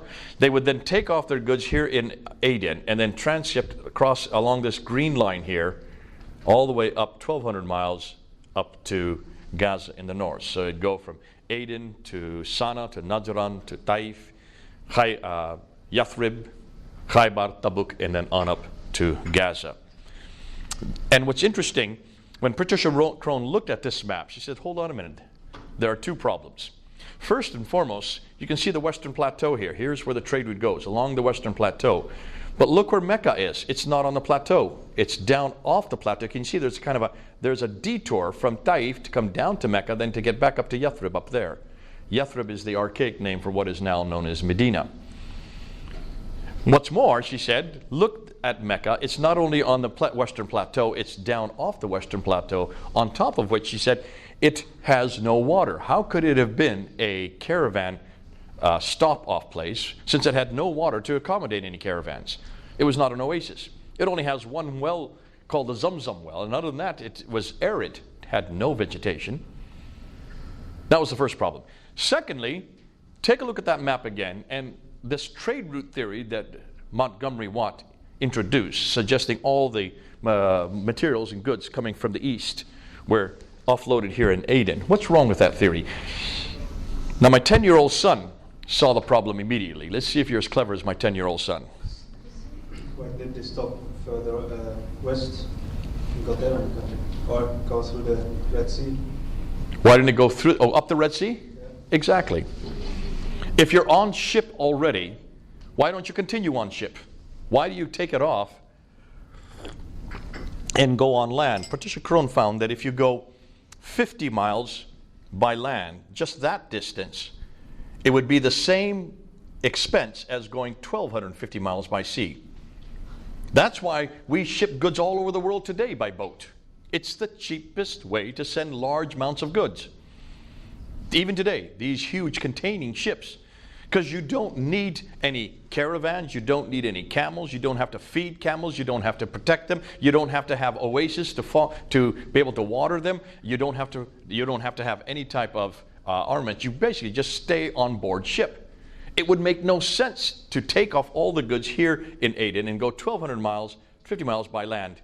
So, but she went one step further. Back in the 1980s, she went to all the trading documents from the 2nd, 3rd, 4th, 5th, 6th, up until the 7th century. Now, remember, she reads and writes 15 languages, so she can read all the documents in their original text. She wanted to find out if they knew of a place called Mecca. She wanted to find out if there was any trade that went overland. And what she found is the 15 spices that the traditions say existed in Mecca. Not one of them existed in Mecca. They all existed over here in India and in China, and also here in Africa. Only 2 spices came from the Arabian subcontinent, and they were down here in what they call the Hadramaut area, what is Yemen and Oman today. None of them were up here in Meccan area, in the Hijaz. There were no spices up there because it was too arid for spices. On top of which, all the trade from the 2nd, 3rd, 4th, 5th, 6th, and 7th century was controlled by this place right here, Agilis, which is in Eritrea today. It was the Agilusians, the Eritreans, who controlled all the trade. They were the ones that plied the boats. Their names are found over here in India. There were no Arab names found over here in India in the trading documents. And the reason was very simple. The Arabs weren't really seafaring people. They were mostly camel herders. They plied the deserts. Their caravans were in the deserts. And the only trade that they were interested in was leather and milk. No spices. So all these traditions were fallacious. But most problematic was she could not find any reference to Mecca in any of their documents. Oh, she found references to Taif just over here. She found references here in Ctesiphon, which is now Baghdad. They found up here in Yathrib, they found some silver, and they opened up silver mines in Yathrib, and they had silver just north of Mecca, today's Mecca. They have found silver mines there, and she found lots of references to Yathrib and to Taif and to Najran and to Tabuk and to Khaybar. No reference to a place called Mecca at all. Can you see how this is rather disturbing? Now, she got a death threat for writing that book, and so she had to move to Cambridge University. But that book is still out there. You can go read it today. It's up online. Go pull it down and read it. And you can see this destroyed the trade route theory of Montgomery Watt and destroyed what everybody has assumed. And she said even if they had applied in these spices of myrrh and frankincense, which was used here in the Hadramat, you're way up here. How could these people control the trade that was down here? Why would they let these people hundreds of miles away control that trade? And where was there any evidence of any of that trade? So, the first place that she could find any reference to the city of Mecca was in the Apocalypse of Pseudo-Methodius Continuato Byzantia Arabica. That's it. That's the first document anywhere. She came out with this in 1987. We're now in 2019. Nobody can find an earlier document. 741. Muhammad died in 632. Supposedly, Mecca existed at the time of Adam and Eve. Mecca was where Abraham went to in 1900 BC. Mecca was the center of trade, north, south, east, and west, according to all the Islamic traditions from the 9th century, yet the first reference to the city is not till 741, the mid-8th century. It was not on any map until 900 AD. No map included it. If it was such an important city, the oldest city in the history of mankind, if it was a center of this enormous kingdom, if it had everything to do with the trade, all north, south, east, and west, why had no one heard of it? So, what about modern Mecca? Today they're now building huge storied buildings. This building here is the 4th tallest building in the world. It's an enormous clock tower that they have built there overlooking the Kaaba down here. Now they're trying to design it very much like Big Ben in London because they want to make that the center of time. They want to change Greenwich Mean Time and put it to Meccan Mean Time. And so that's why these buildings are being built. What's fascinating, this is the future of Mecca. This is what it's going to look like. These are the 4 different plans. You can see they're cementing up the entire place. Now, why do you think they're building so many big buildings? Well, obviously because they would say the Hajj is there. But take a look at what they're doing. Here you can see the property where wife Khadija, this is her property. It no longer exists. That's where the Prophet Muhammad supposedly was born and where he grew up. You can see it's now being covered over. Look at all these enormous amount of cranes as they're building up. They're going to build 62 of these skyscrapers all around the Kaaba. When you build skyscrapers, you need to have deep foundations, don't you? Therefore, you need to dig into the sand. Whenever there is an archaic city, an old city, anywhere in the Middle East or anywhere in Europe, what's the first thing you do? You dig foundations, and who are the first people to show up? The archaeologists. Because the archaeologists are licking their lips because as you dig those foundations, you're coming across artifact after artifact after artifact, which recreates the history of the city, and they're doing the job for you. All you do is collect those artifacts and put them into a museum. And that's what's going on here. So the archaeologists are all there licking their lips, and guess what they have found? Zero. Proving that there is no history to the city. This history has no city that goes back to the 7th century. Now you can see why they're cementing the whole place up. I think they know what we know. If there's no history, they want to destroy the evidence. That's me saying that. I'm not saying that others say that. If you have a problem with Mecca, you're going to have an even greater problem with the Qibla. The Qibla is the direction of prayer. You've seen Muslims pray in one direction anywhere in the world. They have to pray towards the Kaaba, towards Mecca. Am I correct? And that's why when you go around the world, there's the Kaaba right there. That's the square building they all pray. There it is right there in the, this is the big mosque that's all been built. This is actually an older picture that doesn't have all the skyscrapers around it that have been built. But the Qibla is found anywhere in the world. When I was in Malaysia, it was in my hotel room. Show me where the Qibla was. If you go into a mosque, you find these mihrabs, these little niches in the wall, and that's where you know where to pray. Today you can get it on your app, on your phone app, to find out where the Qibla is. And the reason for that is because 5 times a day Muslims need to know where Mecca is. So the Qibla is absolutely important for every Muslim, everywhere, at every time. According to chapter 2, verse 143 to 150 in the Quran, it mentions that the Qibla was changed from Jerusalem down to the Great Mosque, which obviously Muslims believe was Mecca. It doesn't say so in the Quran, but it says they claim it was Mecca. So at one time it did face one place north, and then it was brought back down south again when the Jews rejected Muhammad as a prophet. He then got a revelation from God to change the Qibla back down to the Great Mosque. Now, what's fascinating, there were some researchers back in the last century, 1905, Dr. Fahravardi and Dr. Creswell, who were doing archaeological digs, and they went to Iraq, and they went to 2 mosques in Iraq, and they dug down to the original floor plans of those mosques, and they found that these mosques in Kufa and in Wasit, just south of Baghdad today, were facing straight west. They should have been facing south. They went to Fustat, which is just outside of Cairo in Egypt, which is the town that was built as for the rulers at that time, garrison town. And they went to the original floor plans of the Fustat Mosque, and they found that the Qibla there is facing straight east. If you look on a map, you'll see the problem. So here's Wasit, there's Kufa. They're facing straight west. They should be facing down here. Here in Fustat in Egypt, they're facing east. They should be down here. So as late as, that's over 100 years ago, they already saw that there was a problem with the Qibla. Now their response was, these must have been facing Jerusalem. That's how they responded.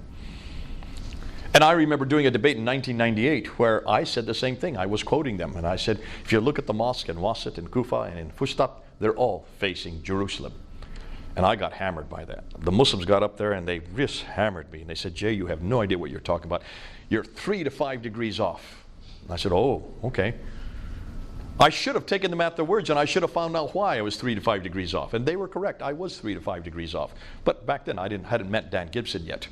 So I didn't know why I was 3 to 5 degrees off. I just realized that they were very clumsy. They were 3 to 5 degrees off. That's close enough. But they certainly weren't facing Mecca. Okay? So we've known about this for over 100 years. Patricia Crone knew about it, but she didn't know how to come to any conclusion. She just assumed, like everybody, that the earliest Arabs didn't know how to do their directions. And so that's why they're, 90 degrees off in this case, but 3 to 5 degrees if you're talking about Jerusalem. Even Jacob of Edessa in 705, so this is the 8th century, mentions that he says about the Maghreb, saying, so from all this it is clear that it is not to the south that the Jews in the Maghreb is the name that is given to Arabs. Remember, this is the name that was given to them because that's where they're from. Here in the regions of Syria pray, but towards Jerusalem or the Kaaba. Even he thought it was Jerusalem back in the 8th century. It wasn't until Dan Gibson finally got on the scene and started doing his research from 1979 to 2004 that suddenly we started to see a clearer picture. And he went to every one of these mosques because he was curious as to why so many of these mosques were misdirected. And he thought they couldn't have been that bad because these were desert caravans, camel herders. They didn't have roads back then. These were Nabateans. The Nabateans were famous. They were the ones that took the goods all the way over to Baghdad and beyond because they were the only ones that could transverse the desert without ever getting lost. Because remember, in the desert you have huge winds, and every time the winds come it changes the sand dunes. So you cannot have locations unless, of course, you're using the stars. So if they knew how to get from one place to the other, if you can't get to an oasis, you die. They were absolutely dependent on knowing where their direction was. How could they be so off in all of these directions? So he decided to go and look to every one of these places. And he went to around 65 mosques. I'm going to show you 23 of them now. And what we're going to do, everything that I'm doing from here on out is from Dan Gibson. All right? So you can go up on his site, go up on Dan Gibson's site and look at his material. But also get his books. These are the books that he wrote. Let me just go back here. No, I don't have it here. I thought I had it here. Did I not show his books? Before that even? Way back here. My goodness. There we go. These are the books you need to get. The Nabateans wrote in 2003, where he first came out and showed that almost everything we know about the Muslim world today is dependent on the Nabatean world. The language, Arabic, comes from the Nabatean script. The name Allah comes from the Nabatean God. It's a generic title, the God, Ilaha, of whom Dushara is the proper name. Ilaha is no longer, is only his generic title. So most of what we know about Islam comes from the Nabateans, who were much farther north. But don't worry about that now. We're going to come back to that. Chronic Geography then came out in 2011, where he really unpacked the geographical problems with this book. And that was a huge eye-opener. But then he did The Sacred City in 2016, and then he finally came with this book 2 years ago, 2017. Since this book has come out, many researchers have really attacked Dan Gibson, because people like Dr. David King, who did his whole career as the world authority on the Qibla, but never went to those places himself. He may have gone to some, but he never really did any of forensic testing like Dan did, has been just and he's at the end of his career. Can you imagine? His whole career is now in jeopardy. So you can see the problem. There has been a lot of anger as to what Dan is saying. So what Dan has done, you need to go up on his site, Dan Gibson, this year, and he is now taking all their accusations and giving responses to them. So I'm going to help you with the responses. But he still has another 4 or 5 videos to put up, so even next year we'll have even more responses. And this is why it's back and forth as is going on right. This is what we call peer-reviewed. He's getting peer-reviewed as he goes, as being confronted. So let's now jump ahead to what we're going back, and let's go through these slides real quickly. So we come to Dan Gibson's Qiblas. Now this is what he found. On the ground, he went to the maps of the area, accumulated the historical data of the area, and measured the GPS coordinates from outside and inside the building. So he would go to the situ, and he would not use Google Maps. I know the Muslims have hammered him, saying all he's using is Google Maps. Why would you not use Google Maps? It's a Western American product. That has nothing to do with America. Google Maps does not take the curvature of the earth into consideration. That's right. It's just flat. It's only interested in going from A to B. It's not interested in the curvature of the earth. So therefore, and rightly so, when the Muslims say, you've just used Google Maps, that's why you've got your coordinates wrong. He was not that stupid. He did not use Google Maps. He used Advanced Thermal Emission and Reflection Radiometer, the Aster satellites, which are the most sophisticated satellites put up by the Japanese. They are, what they do, the Advanced Spaceborne Thermal Emission and Reflection Radiometer obtains high resolution, 15 to 20 square meters per pixel, images of the Earth in 14 different wavelengths of the electromagnetic spectrum, ranging from the visible to the thermal infrared light. Scientists use Aster data to create detailed maps of land surface temperature and emissivity, reflective, and elevation. Aster is the only high spatial resolution instrument in the Terra platform. It collects an average of 8 minutes of data per orbit. So it's always taking pictures of the Earth's surface. That's why he had to go to the best. Now you have to pay for that, and of course it costs an awful lot of money. But because of the fact he wanted to make sure his coordinates were absolutely accurate, he used them. Often, and what he would do, he would then look from the satellite, looking straight down onto the mosque, and make sure he got the Qibla line. He already had been there. He knew where the Qibla was. He had seen the Qibla line. It's very easy to find a Qibla on a building, because it's either one of 2 walls. It's either this wall or this wall, or this wall or this wall. I mean, the same thing. Those 2 walls go the same direction. These 2 walls. So you really only have 2 to choose from. And it's always the longest wall, all right? Because that's what the hot mosques are made. They're not like churches. Ours are in a cross formation looking towards the front. The Qibla wants a long line of men who are standing side by side. So the Qibla wall is either one direction or one direction, 90 degrees off.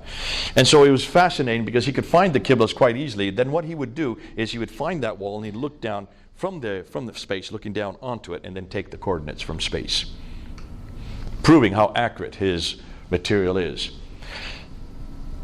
So he used on his, if you want to go up and question his material, you can go up on his website, thesacredcity.canada, on the website. So go up there and look at it, and look and see how he goes into it more specifically than what I'm showing today. Now the tools here in this site help you find every known early mosque Qibla in the first 200 years of Islam. Go to data on his site and then early Qibla tools, and then also use the papers and the maps that are up there. Now, for instance, he says the Yamama al-Kharj mosque is completely covered with sand. So how can we find the Qibla? There's no wall to see anymore.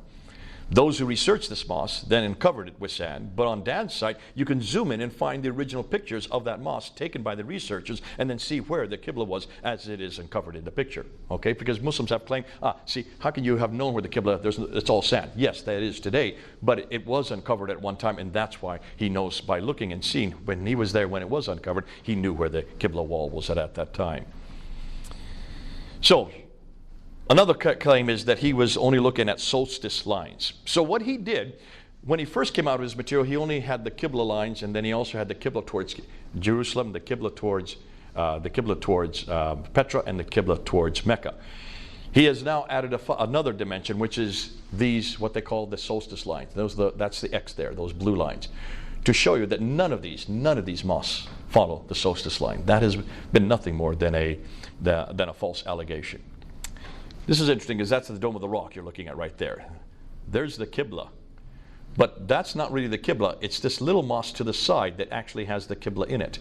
And that's the one you need to use. So you need to know the history of all these places to know where there is. So let's look at these mosques. And let's start with this one here. This is known as the Qiblatain Mosque.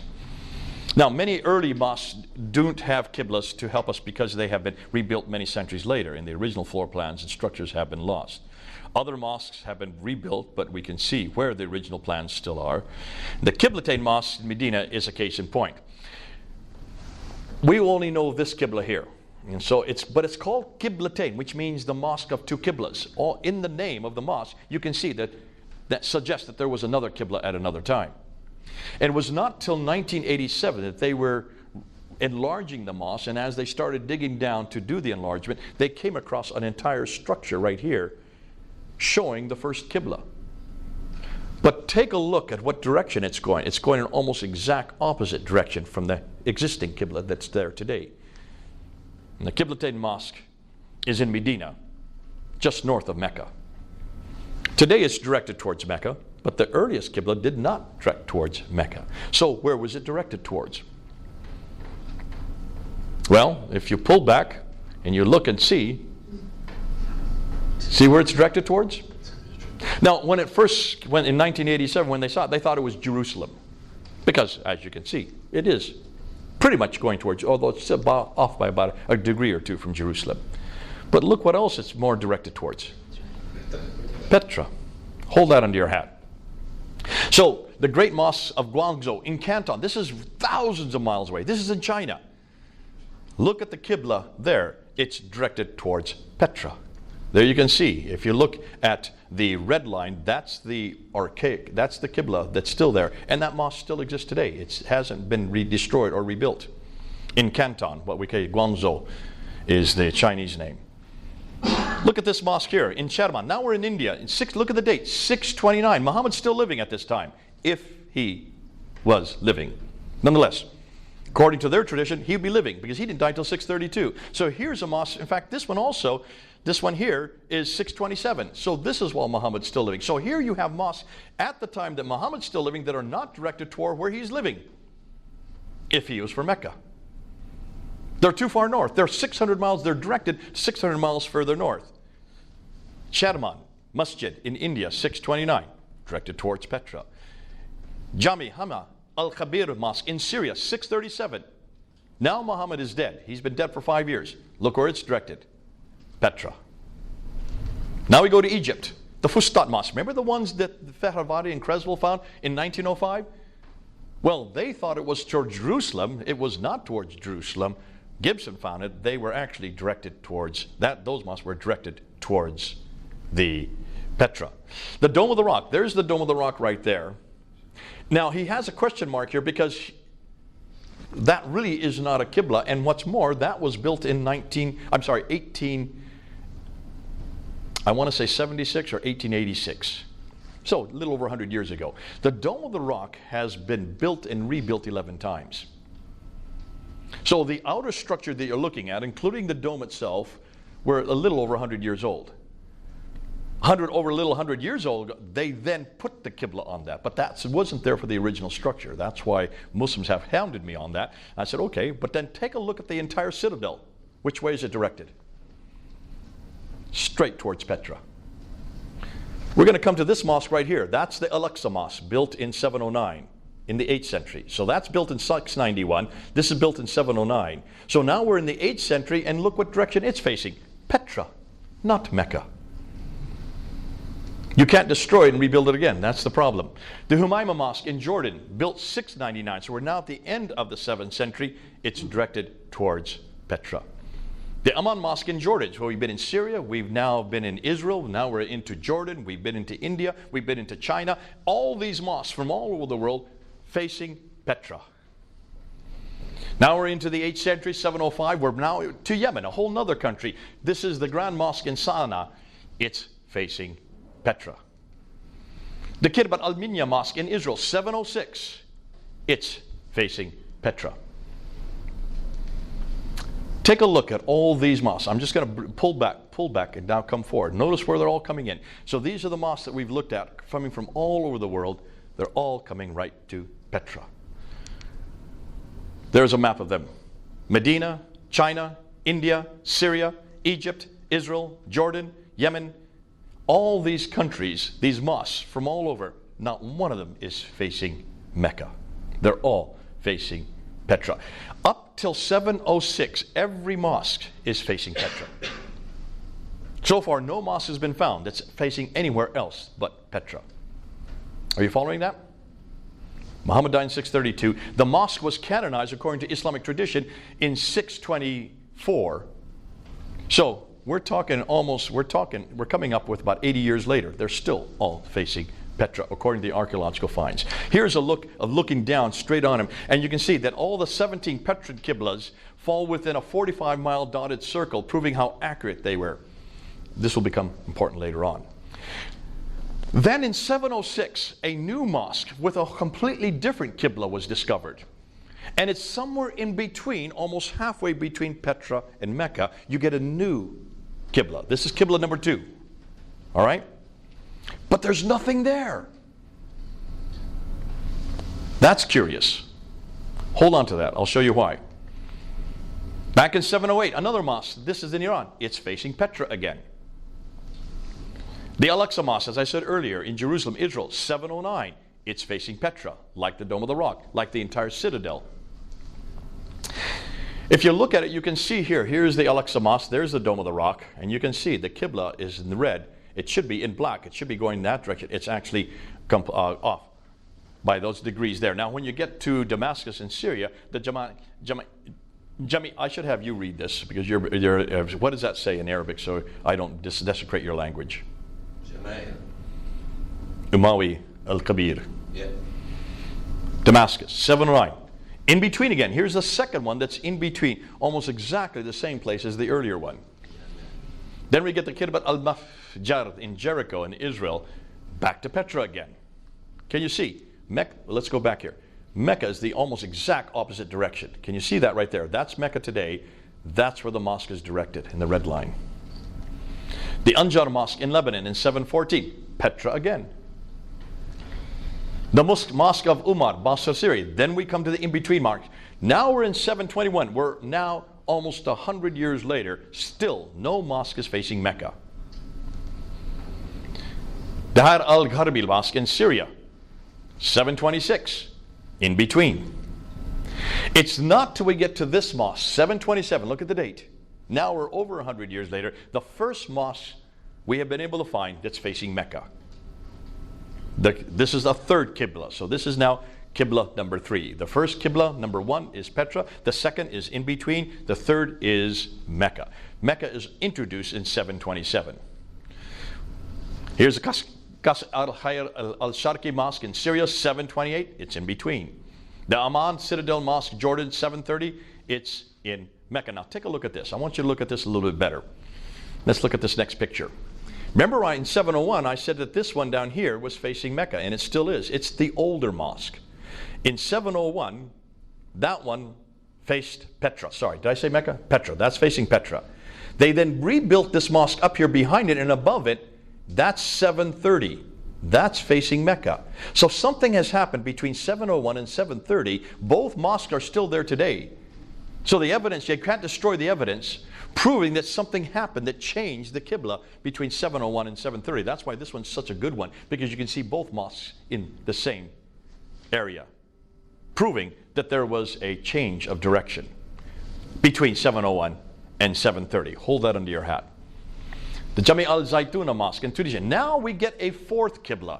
All the mosques that he found in North Africa and in Spain are facing straight south, parallel to a line that goes between Petra and Mecca. Ooh, Why? 4 Qiblas. Petra, in between, Mecca, parallel. This is a 4 Qibla number 4. Baalbek Mosque in Lebanon, in between, 740. The Mushta Mosque in Amman, Jordan, 743. Petra again. So here Petra raises its head again. Look at the date, 743. This is 120 years after the Qibla was supposed to have been canonized towards Mecca. The Haran Mosque in Turkey, way up in Turkey, in between, not Mecca.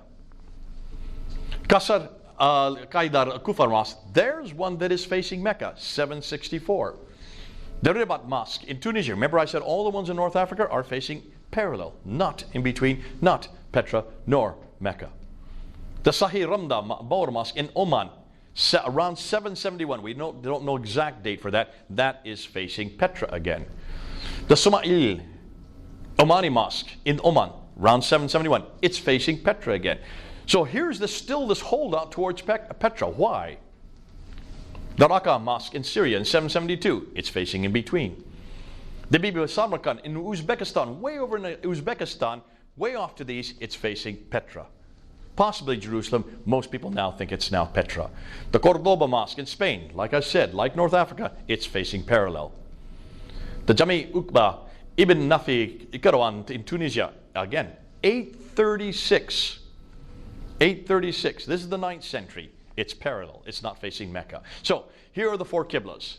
The Petran Qiblas are always the earliest one. Up until 706, every Qibla was facing Petra. Then they start introducing a second Qibla in between. Then you have the Meccan Mosque, which starts to be introduced in 727. And then the parallel mosques, which are in North Africa and Spain, that are facing parallel. All the Qiblas were facing towards Petra in 706. There was confusion for the next 100 plus years. 17 face Petra, 8 are in between, 10 face Mecca, 6 are parallel. The Qibla was not finalized towards Mecca until 876. After 876, you're talking about the late 9th century, all the mosques then face Mecca. But that's over 240 years too late. 250 years too late, sorry. So let's look at them. That's the first Qibla. See how accurate they are, how specific they are, coming right to Petra. And look at, they're all over the world. They're not all in one area.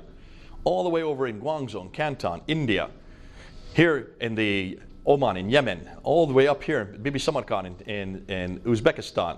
So you can see these are so specific, but they're so accurate from such thousands of miles away. How did they get it that accurate? The second mosque, then, take a look how they come to one point, but there's nothing there. What's going on here? And then you get the Meccan Qiblas, starting in 727. Then you have these parallel Qiblas, which are up here in North Africa and in Cordoba. This looks like a political statement to me. Hold on, you'll see why. So why are the Qiblas multidirectional? Modern scholars assume that the variety of Qibla directions were due to the inability of the ancient Arabs of finding accurate Qibla direction. It's ineptitude is what they're saying. They just weren't very accurate. Modern scholars simply quoted earlier 9th century Islamic scholars concerning this theory. And that's the theory that David King has taken, and that's his biggest theory, is the 9th century scholars considered them that they were just inaccurate. But once they got to the Mecca, they were much more accurate. They assumed that the Meccan Qiblas were the most accurate. Well, let's take a look and see how accurate the Meccan Qiblas are. When you look at according to all the Petran Qiblas, they were 2.9 degrees of accuracy. If you take out take out the two worst, it's down to 1.9 degrees off. The in-between were less than a degree off. They were by far the most accurate. The Meccan ones were 4.78 degrees off. They were by far the least accurate. So this whole theory goes out the window. They didn't get better, they actually got worse. So why were the early Arabs so accurate? Modern Muslim scholars assume the early Arabs were not, and that they didn't have adequate mathematical abilities. Yet what really happened was that the Arabs lost their ability to define directions accurately because Roman roads were introduced, which they used, and thus they didn't need the stars to guide them. Thus the ability to detect very accurate measurements became lost.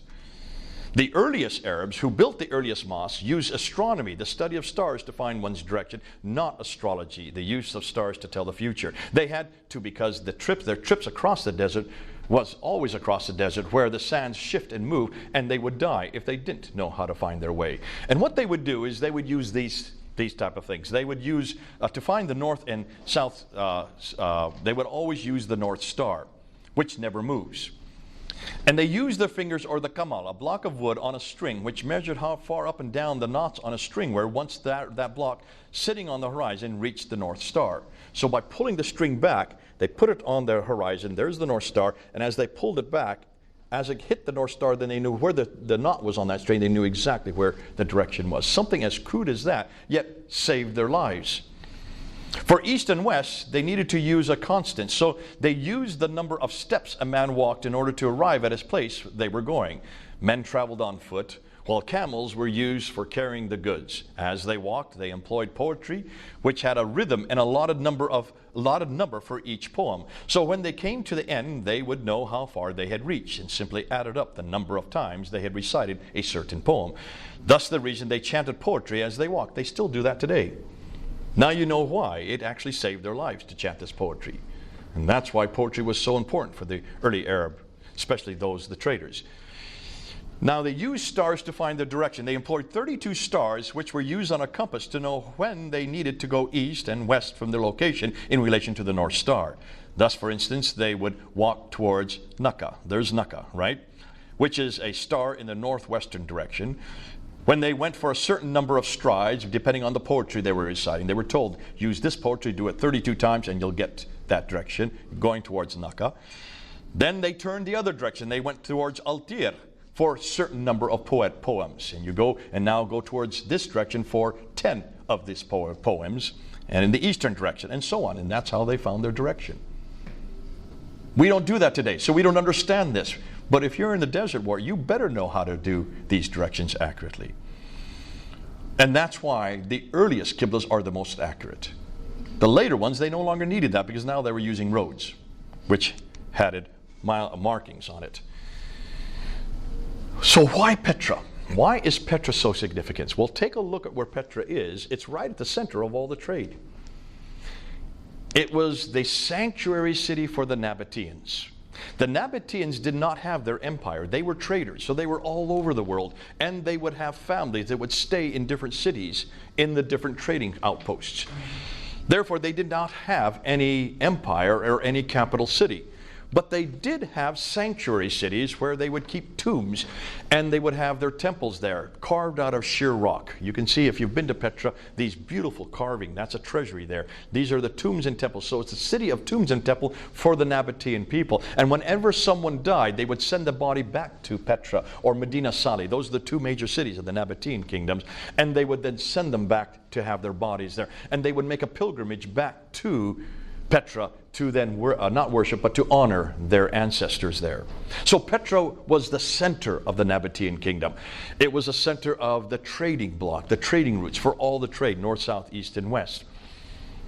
And it's still there today. But take a look when you go to Petra. Notice that Petra is in a valley.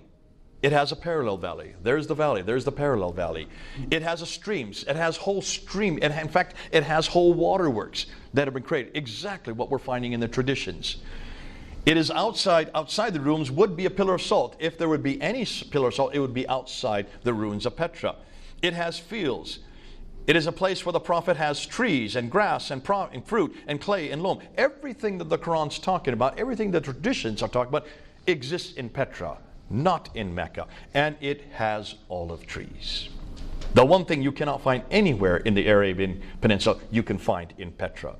It has mountains overlooking the Kaaba. So everything that we see, these traditions, Ibn Ishaq, Ibn Hisham, Al-Tabari, all of them talking about this place where this prophet came from. And they named it as Mecca in the 9th and 10th century. Everything they were looking at, everything they're describing, everything this book describes fits Petra, doesn't fit Mecca. What's fascinating, Petra has all the items listed above. Thus, could Petra be the place they are referring to? Remember also the people of Ud, Thamud. 24 times refers to these people from Thamud. 23 times the people from Ud. 7 times the people from Midian. They're all up here around Petra.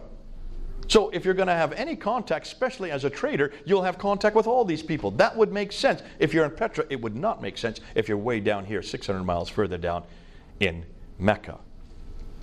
So why is this significant? Let's review.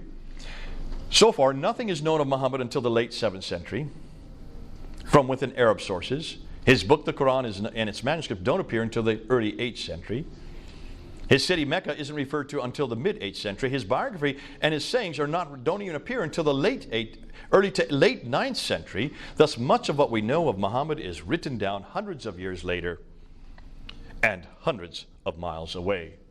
Looks like he is nothing more than a later redaction, possibly begun by Abdul al-Malik. So, can you now know and understand why Stephen Humphreys, who's a historian, says Islam in the Prophet's life, as we know it, was not derived from the 7th century, but evolved over a period of 200 to 300 years and then redacted back, that means put back, on the Prophet's life and compiled in the 9th century.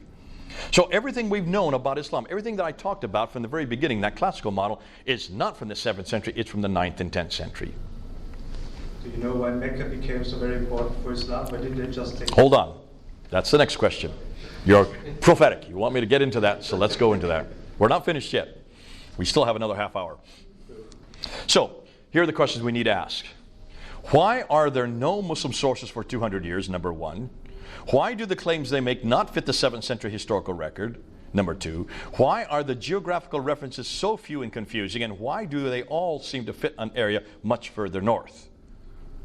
Why are so many references to vegetation which would not exist in Mecca, and why is Mecca not even on the trade route? Why is Mecca not even mentioned until 741, nor included in any maps until 900 AD? Why do all the Qiblas face Petra for the first 100 years, well, up until 706, then they are confused for the next 100, and aren't standardized to Mecca until 822, 200 years too late?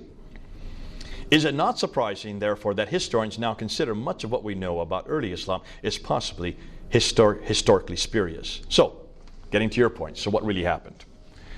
Now, to make sense of this, I'm going to give you the scenario that we think is happening in May 2019. It may change completely by the next year because new material is coming in all the time. So be aware that this is only hypothetical, all right? For those watching, this is hypothetical. This is what Jay Smith is saying, and others are now saying it, but I'm going to say it now on the camera so that you can actually see where we're moving and where from everything we know so far, this looks like what's happening. To make sense of this, we need to begin with Abdullah ibn Zubair, who is well known. He was the governor of Petra during the time of Abd al-Malik and Marwan before him. You have two great empires that are being created. First, you have the Umayyad Empire, which starts in 661. There are two families within the Umayyad Empire. You have the Sufyani family that's from 661 up to about 680, and then the Marwans take over. The Marwanids take over in 680. Marwan the first is the first king. His son is Abd al-Malik. He's the second king. He comes to power in 685. Now remember, up until that time, the Arabs had destroyed the Sassanids off to the east, which is the Persian Empire, and now their biggest enemy, their biggest competitors are the Byzantine Empire to the north. The Sassanids were Zoroastrian.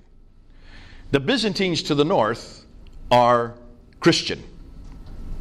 They have much more in alliance with the Christians because they trace their lineage back to Abraham. Both the Christians, Jews, and the Arabs trace the lineage back to Abraham, one through Isaac, the other through Ishmael.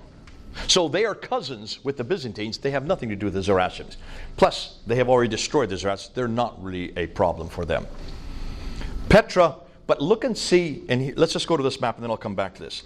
Take a look and see where their headquarters is. So when you look at their headquarters, here is Mecca down here, right? If, as the classical account says, that the Umayyads were headquartered down here, then why is it that everybody knows that they weren't living down here? They were up here in Damascus, 1,200 miles further north.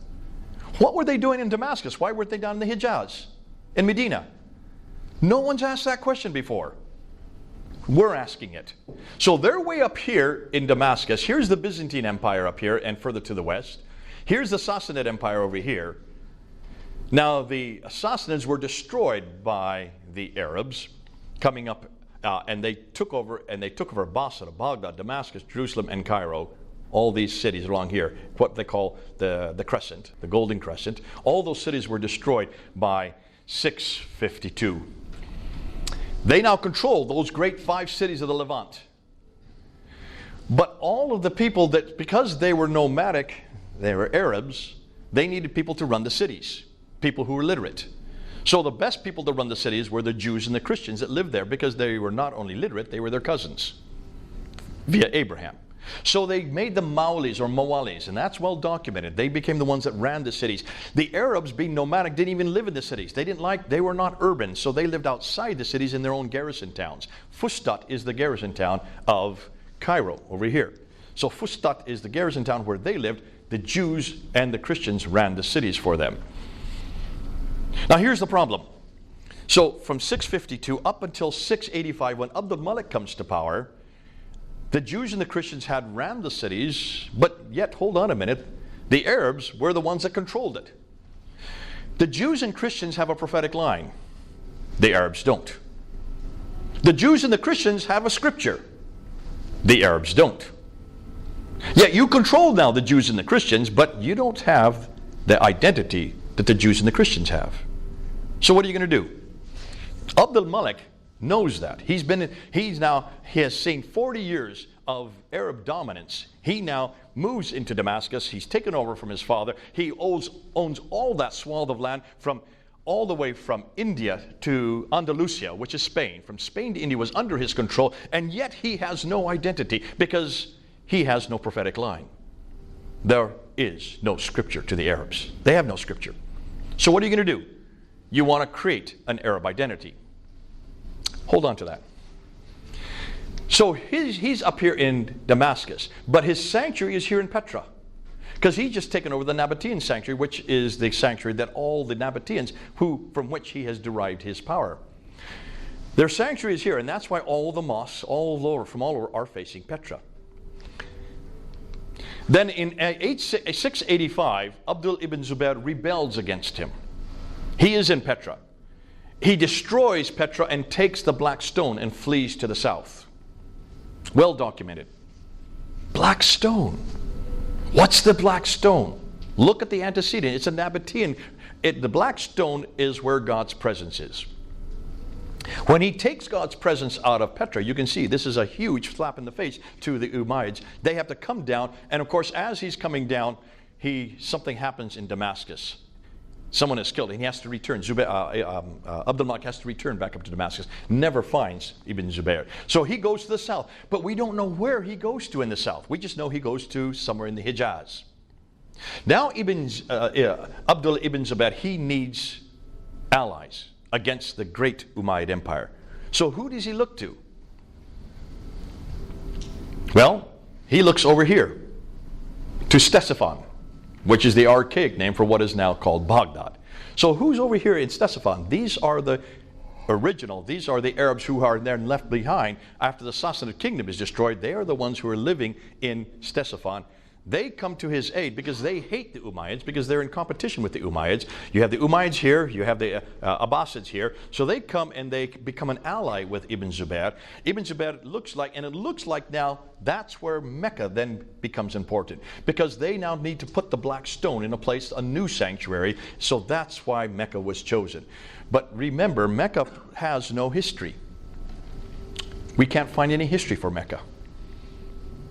Well, why is Mecca chosen? Take a look at Mecca today. Look and see what Muslims do when they go to Mecca.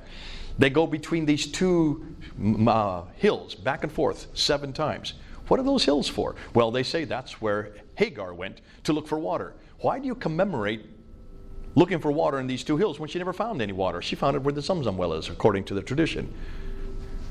Why do you then circumambulate 7 times around the Kaaba?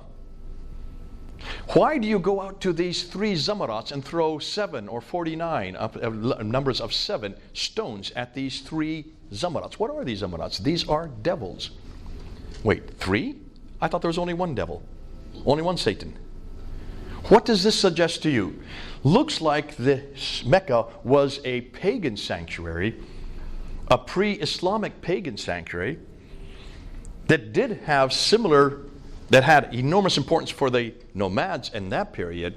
They have taken over that sanctuary, they've taken the form, and they've put their own meanings onto it. So now, running back and forth between Marwa and Safa, those two hills, now is to commemorate Hagar trying to find water for Ishmael. And the Zamzam well there is where the water came out so she could feed her son in 1900 BC, in a city that didn't even exist until 741 AD. But can you see then why that has been taken over and now everything has been imposed on it? What is fascinating is now the Abbasids have their sanctuary while you have the Umayyads have their pre-existing sanctuary. So here's Abd al-Malik. He wants to create an identity. So what's the first thing he does? He coins coins. He mints coins. Now before, if you want to look at the numismatic section in the British Museum, you'll go back there and you'll see these coins. These are Byzantine dinars. There's a picture of the emperor with two of his conscripts, and on the back side of the coin is the Byzantine cross. And that's a dinar in the 7th century. The Sufyanis come into power, the Umayyad Caliphate, and they then mint these coins, which are very similar. In order for them to trade, they have to mint very much the same coins. So now instead of the Byzantine emperor, now you have the Caliph, Muawiyah, with two of his retainers on either side. On the back side there is the Byzantine cross, but they've taken off the cross piece. Can you have images on coins? There's a problem with that. That's obviously, this is not Islamic. Because no Muslims will have any image on any coin. So what are they doing with images on their coins? Obviously, iconoclasm was not a problem for the early Arabs. But then remember, they weren't Muslims. They didn't refer to themselves as Muslims. So then Abd al-Malik comes to power, and he takes off his image. The first one is his image. That's Abd al-Malik right there with a sword, and there's that Byzantine cross on the back side. So here you have his coin, minted between 685 up until 692. Then in 692, he takes off the image and replaces it with Arabic script. And what does he have on that Arabic script? Can any of you read that? Can you read it? Allah. Is it Muhammadur Rasulullah? La ilaha illallah Muhammadur Rasulullah. That's the Shahada. That's the first time we see the Shahada introduced on that coin in 692. That's the first time we see Muhammad's name introduced on that coin by Abd al-Malik in 692. Look at the date, 692. All right? Now let's go to the Dome of the Rock. Meanwhile, a year earlier, he introduces and puts this building in the middle of Jerusalem. Why in the world does he put it in Jerusalem? Why doesn't he put it in Damascus? The biggest structure of its day, the best, most resplendent building of its time, using Byzantine architecture. The ones who built it were Byzantines. But look and see where he puts it. He puts it above the Church of the Sepulchre. There's the Church of the Sepulchre. It looks down onto the Church of the Sepulchre. The Church of the Sepulchre is the sanctuary for the Byzantine, the Christian Byzantines. That's where they go for their pilgrimage. So he's coming into Jerusalem, and basically he's saying, we are now the new people on the block. He goes to their sanctuary, builds the largest building, but it has no Qibla. Which is true, it doesn't have a Qibla. The reason why is because the entire citadel is facing their Qibla. It's facing Petra. Can you see what's going on? Now let's go one step further. He employs the Byzantine architecture, much larger and more prominent, and sits above the Church of the Holy Sepulchre, which is the Byzantine Christian sanctuary. It is situated in the holiest city for Jews and Christians. It should really be in either Damascus or Mecca, unless, of course, he's trying to make a point here. Muslims say it was built there to commemorate the Miraj, the night journey of Muhammad going to the seven heavens in 621. Go look at any of the ambulatories, look at any of the inscriptions on the Dome of the Rock. You won't see any reference to the Miraj at all. No reference. So let's look at the inscriptions. Now, the Dome of the Rock, the only part of the rock, of Dome of the Rock that is original are these two ambulatories, these two circular colonnades. All the rest has been rebuilt and built and rebuilt and destroyed 11 times. So the only original part are these two. So that's why you need to look at the inscriptions along there. You need to look at the ones along the top. All those inscriptions there along the outer ambulatory are revealing. When you look at the inscriptions, you will see Surah 4, 171. O people of the scripture, that's us, Do not exaggerate in your religion, nor utter aught concerning Allah, save the truth. The Messiah, Jesus son of Mary, was only a messenger of Allah, and his word which he conveyed unto Mary, and a spirit from him. So believe in Allah and his messengers, and say not three, cease. It is better for you, Allah is only one God, far is it removed from his transcendent majesty that he should have a son. Who is that attacking? Jesus, the Trinity, and his sonship, right? It's attacking his divinity, the sonship of Jesus Christ, and the Trinity, all in one verse. Surah 17, ayah 11 is there. Praise be to God, who hath not taken unto him a son. There's the sonship. Who hath no partner. There's the idea that God would have there would be two gods, God the Father and God the Son, in the sovereignty. Nor hath he any protecting friend through dependence. Then you get Surah 112. There is no God but God. There's the Shahada. He is one. He has no associates. Attacking Jesus there again. Say he is God, the one, God the eternally, besought of all. He begetteth not, nor was he begotten. There is John 3:16 it's attacking. And there is none comparable unto him. Muhammad is a messenger of God. Here is where Muhammad is introduced. A year before he's introduced on the coins, he's first introduced on the Dome of the Rock. This is the first reference we have to Muhammad anywhere in the world. I'm sorry. Within Arab sources. He is actually referred to in other sources outside of Arab sources, like the Doctrina Jacobi in 634 and the Chronicles of Sabaeus in 660. But this is the first time that we see his name on any Arab inscription. So here, take a look and ask, what does this have to do with the Miraj? This has nothing to do with the Miraj. This has everything to do with Christianity. It's an attack against Jesus. It's an attack against the Trinity. It's an attack against the sonship of God. It's an attack against everything we believe. These are the first Quranic verses we can find anywhere. Isn't that interesting? On the Dome of the Rock. Fascinating. So let's move from there and you'll see what's going on. So, Abdul Malik introduces here his Arab identity in the guise of an Arab prophet. Beginning with the Dome of the Rock, it's larger than any other Arab structure. It's facing the Arab sanctuary Petra. It incorporates inscriptions against Byzantine Christianity. It introduces their faith, Islam. It introduces their prophet, Muslim, and introduces their people, Muslim, and it introduces their prophet, Muhammad. Meanwhile, the caliphal protocols that were being studied by Yehuda Nevo, he was there looking at all these caliphal protocols, and he finds the caliphal protocols from the Sufyani family up until the Marwanid family. He finds no Bismillah that we find in the Quran today. He finds no reference to people called Muslims in them, no reference to any religion called Islam in them, no reference to any man called Muhammad in them, and no reference to any book called the Quran, which should be in all through these material, because these are the first Muslims. It should be replete with references to the word Islam, to the word Muslims, to Muhammad, and to his book, right? Nothing in any of these caliphal protocols until 691. In 691, the Shahada is introduced into the caliphal protocols overnight. And then from then on, every caliphal protocol starts with the Shahada. Introduced by Abdul Malik the same year that he introduces it on the Dome of the Rock, a year before he introduces it onto the coins. So now you have the building, the inscriptions, the caliphal protocols, and the coins, now introducing an Arab prophet to the Arab people. Replaces the image with Arabic script and introduces the Shahada on those coins. So once Abdul Malik introduces Muhammad, then he needs to have an Arab revelation.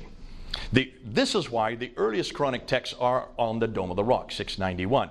The earliest Quranic manuscripts begin to appear during his reign. The lower text, remember I showed you the palimpsest of Sana? That lower text probably comes from the last 2 decades, the time Abdul Malik was in power. And you notice it is only 63 verses. There are 70 variants in just those 63 verses. So they have to wash it off and then write over top. The upper layer is from 705, the 8th century. That's the earliest text we have. All the other manuscripts come after 705. Ooh, I love this. So the documentary evidence is supporting what we're now seeing in the archaeological evidence, not only from the Dome of the Rock, but also from the documentary evidence of the inscriptions. The earliest Quranic manuscripts begin to appear during his reign. The Quranic manuscripts begin to proliferate during the reign of his son Al-Walid. From 705 to 715, then we see other manuscripts starting to appear. Why weren't they appearing at the time of Uthman in 652? Why are they suddenly appearing in the 8th century? Why so late? Because now they have a prophet. Every prophet has to have a book. Can you then understand when you put a book together, you have to put it together hurriedly? And where do you get your material from? Well, you borrow. That's why 70% of the Quran is borrowed from other sources, mostly from Jewish apocryphal writings and Christian sectarian writings. They borrowed the wrong material. God bless them. They should have gone back to the Bible. Why didn't they borrow from this book? Because this book was not in Arabic yet. It hadn't been translated into Arabic. This was only translated into Arabic. The earliest document we have for the Arabic Bible is I want to get this right. It's 868, 2 years before Abd al-Bukhari. 9th century. This was not translated into Arabic until the 9th century. And that's the Sinaiticus 151, which is in the monastery there in Sinai. Now, fascinating. So they didn't have the Arabic Bible to which to get their material from. Now can you understand? The Quranic inscriptions begin to proliferate during his reign. None of the manuscripts are complete, nor are they parallel to today's Quran. They continue to be changed and corrected by later caliphs up until through the 9th century. The Quran is finally canonized at Al-Azhar University in Cairo, just for Cairo in 1924. That's actually should be 95 years ago, but was not canonized for the whole world until 1985, just 34 years ago. But can you see why? Then once you have the man, once you have the prophet, you need to have a revelation. That's why the Quran had to be proliferated. That's why they had to have a Quran in place quickly.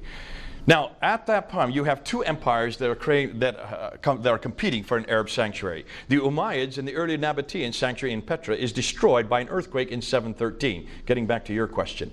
In 713, once there is an earthquake which totally destroys Petra, then God's presence is no longer in Petra. So that's significant.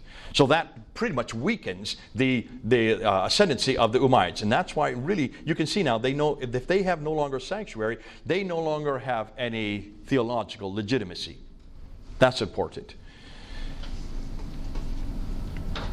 Thus a new place is needed, and that's why Mecca is first noted in 727, possibly chosen by the rebel Abdul ibn Zubair, 687, and his allies from Kufa, the Abbasids, in defiance of the Umayyads in Petra.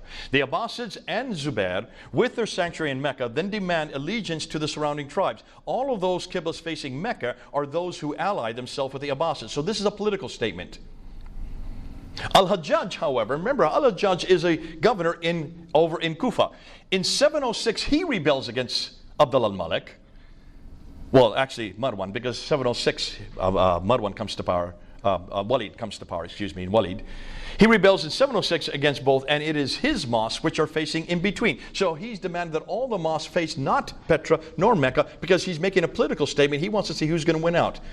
Who is going to be the one? He is being clever. This is what you do when you don't want to ally with either one. You want to see who's going to win out, and that's why, as a rebel, he does not like Abdul Malik. He does not like the Marwan family, and so his mosques are facing really a piece of desert in the sand. No significance other than they're halfway in between. Now, that's fascinating because they continue to face somewhere in between until he dies in 744. And when he dies, his qiblas die with him. That's the second qibla. Those in North Africa and Andalusia don't show allegiance to either empire, so they have mosques facing parallel.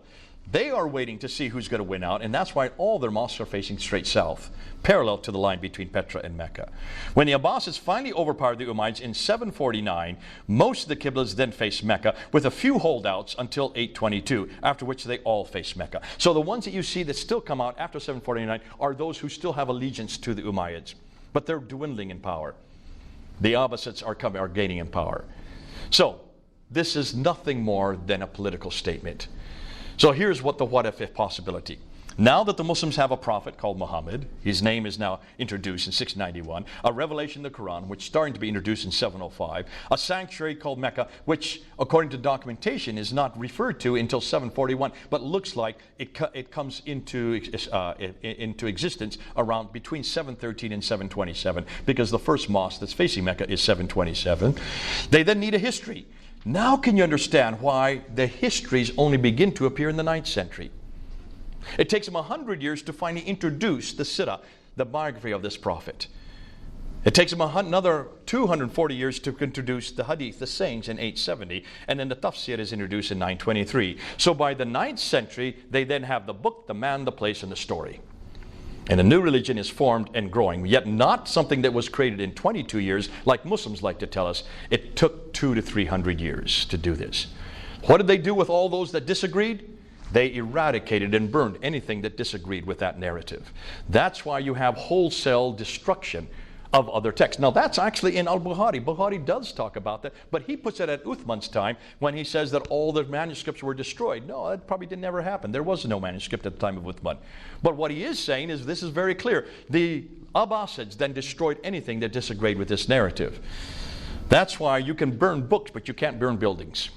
And you can't destroy artifacts.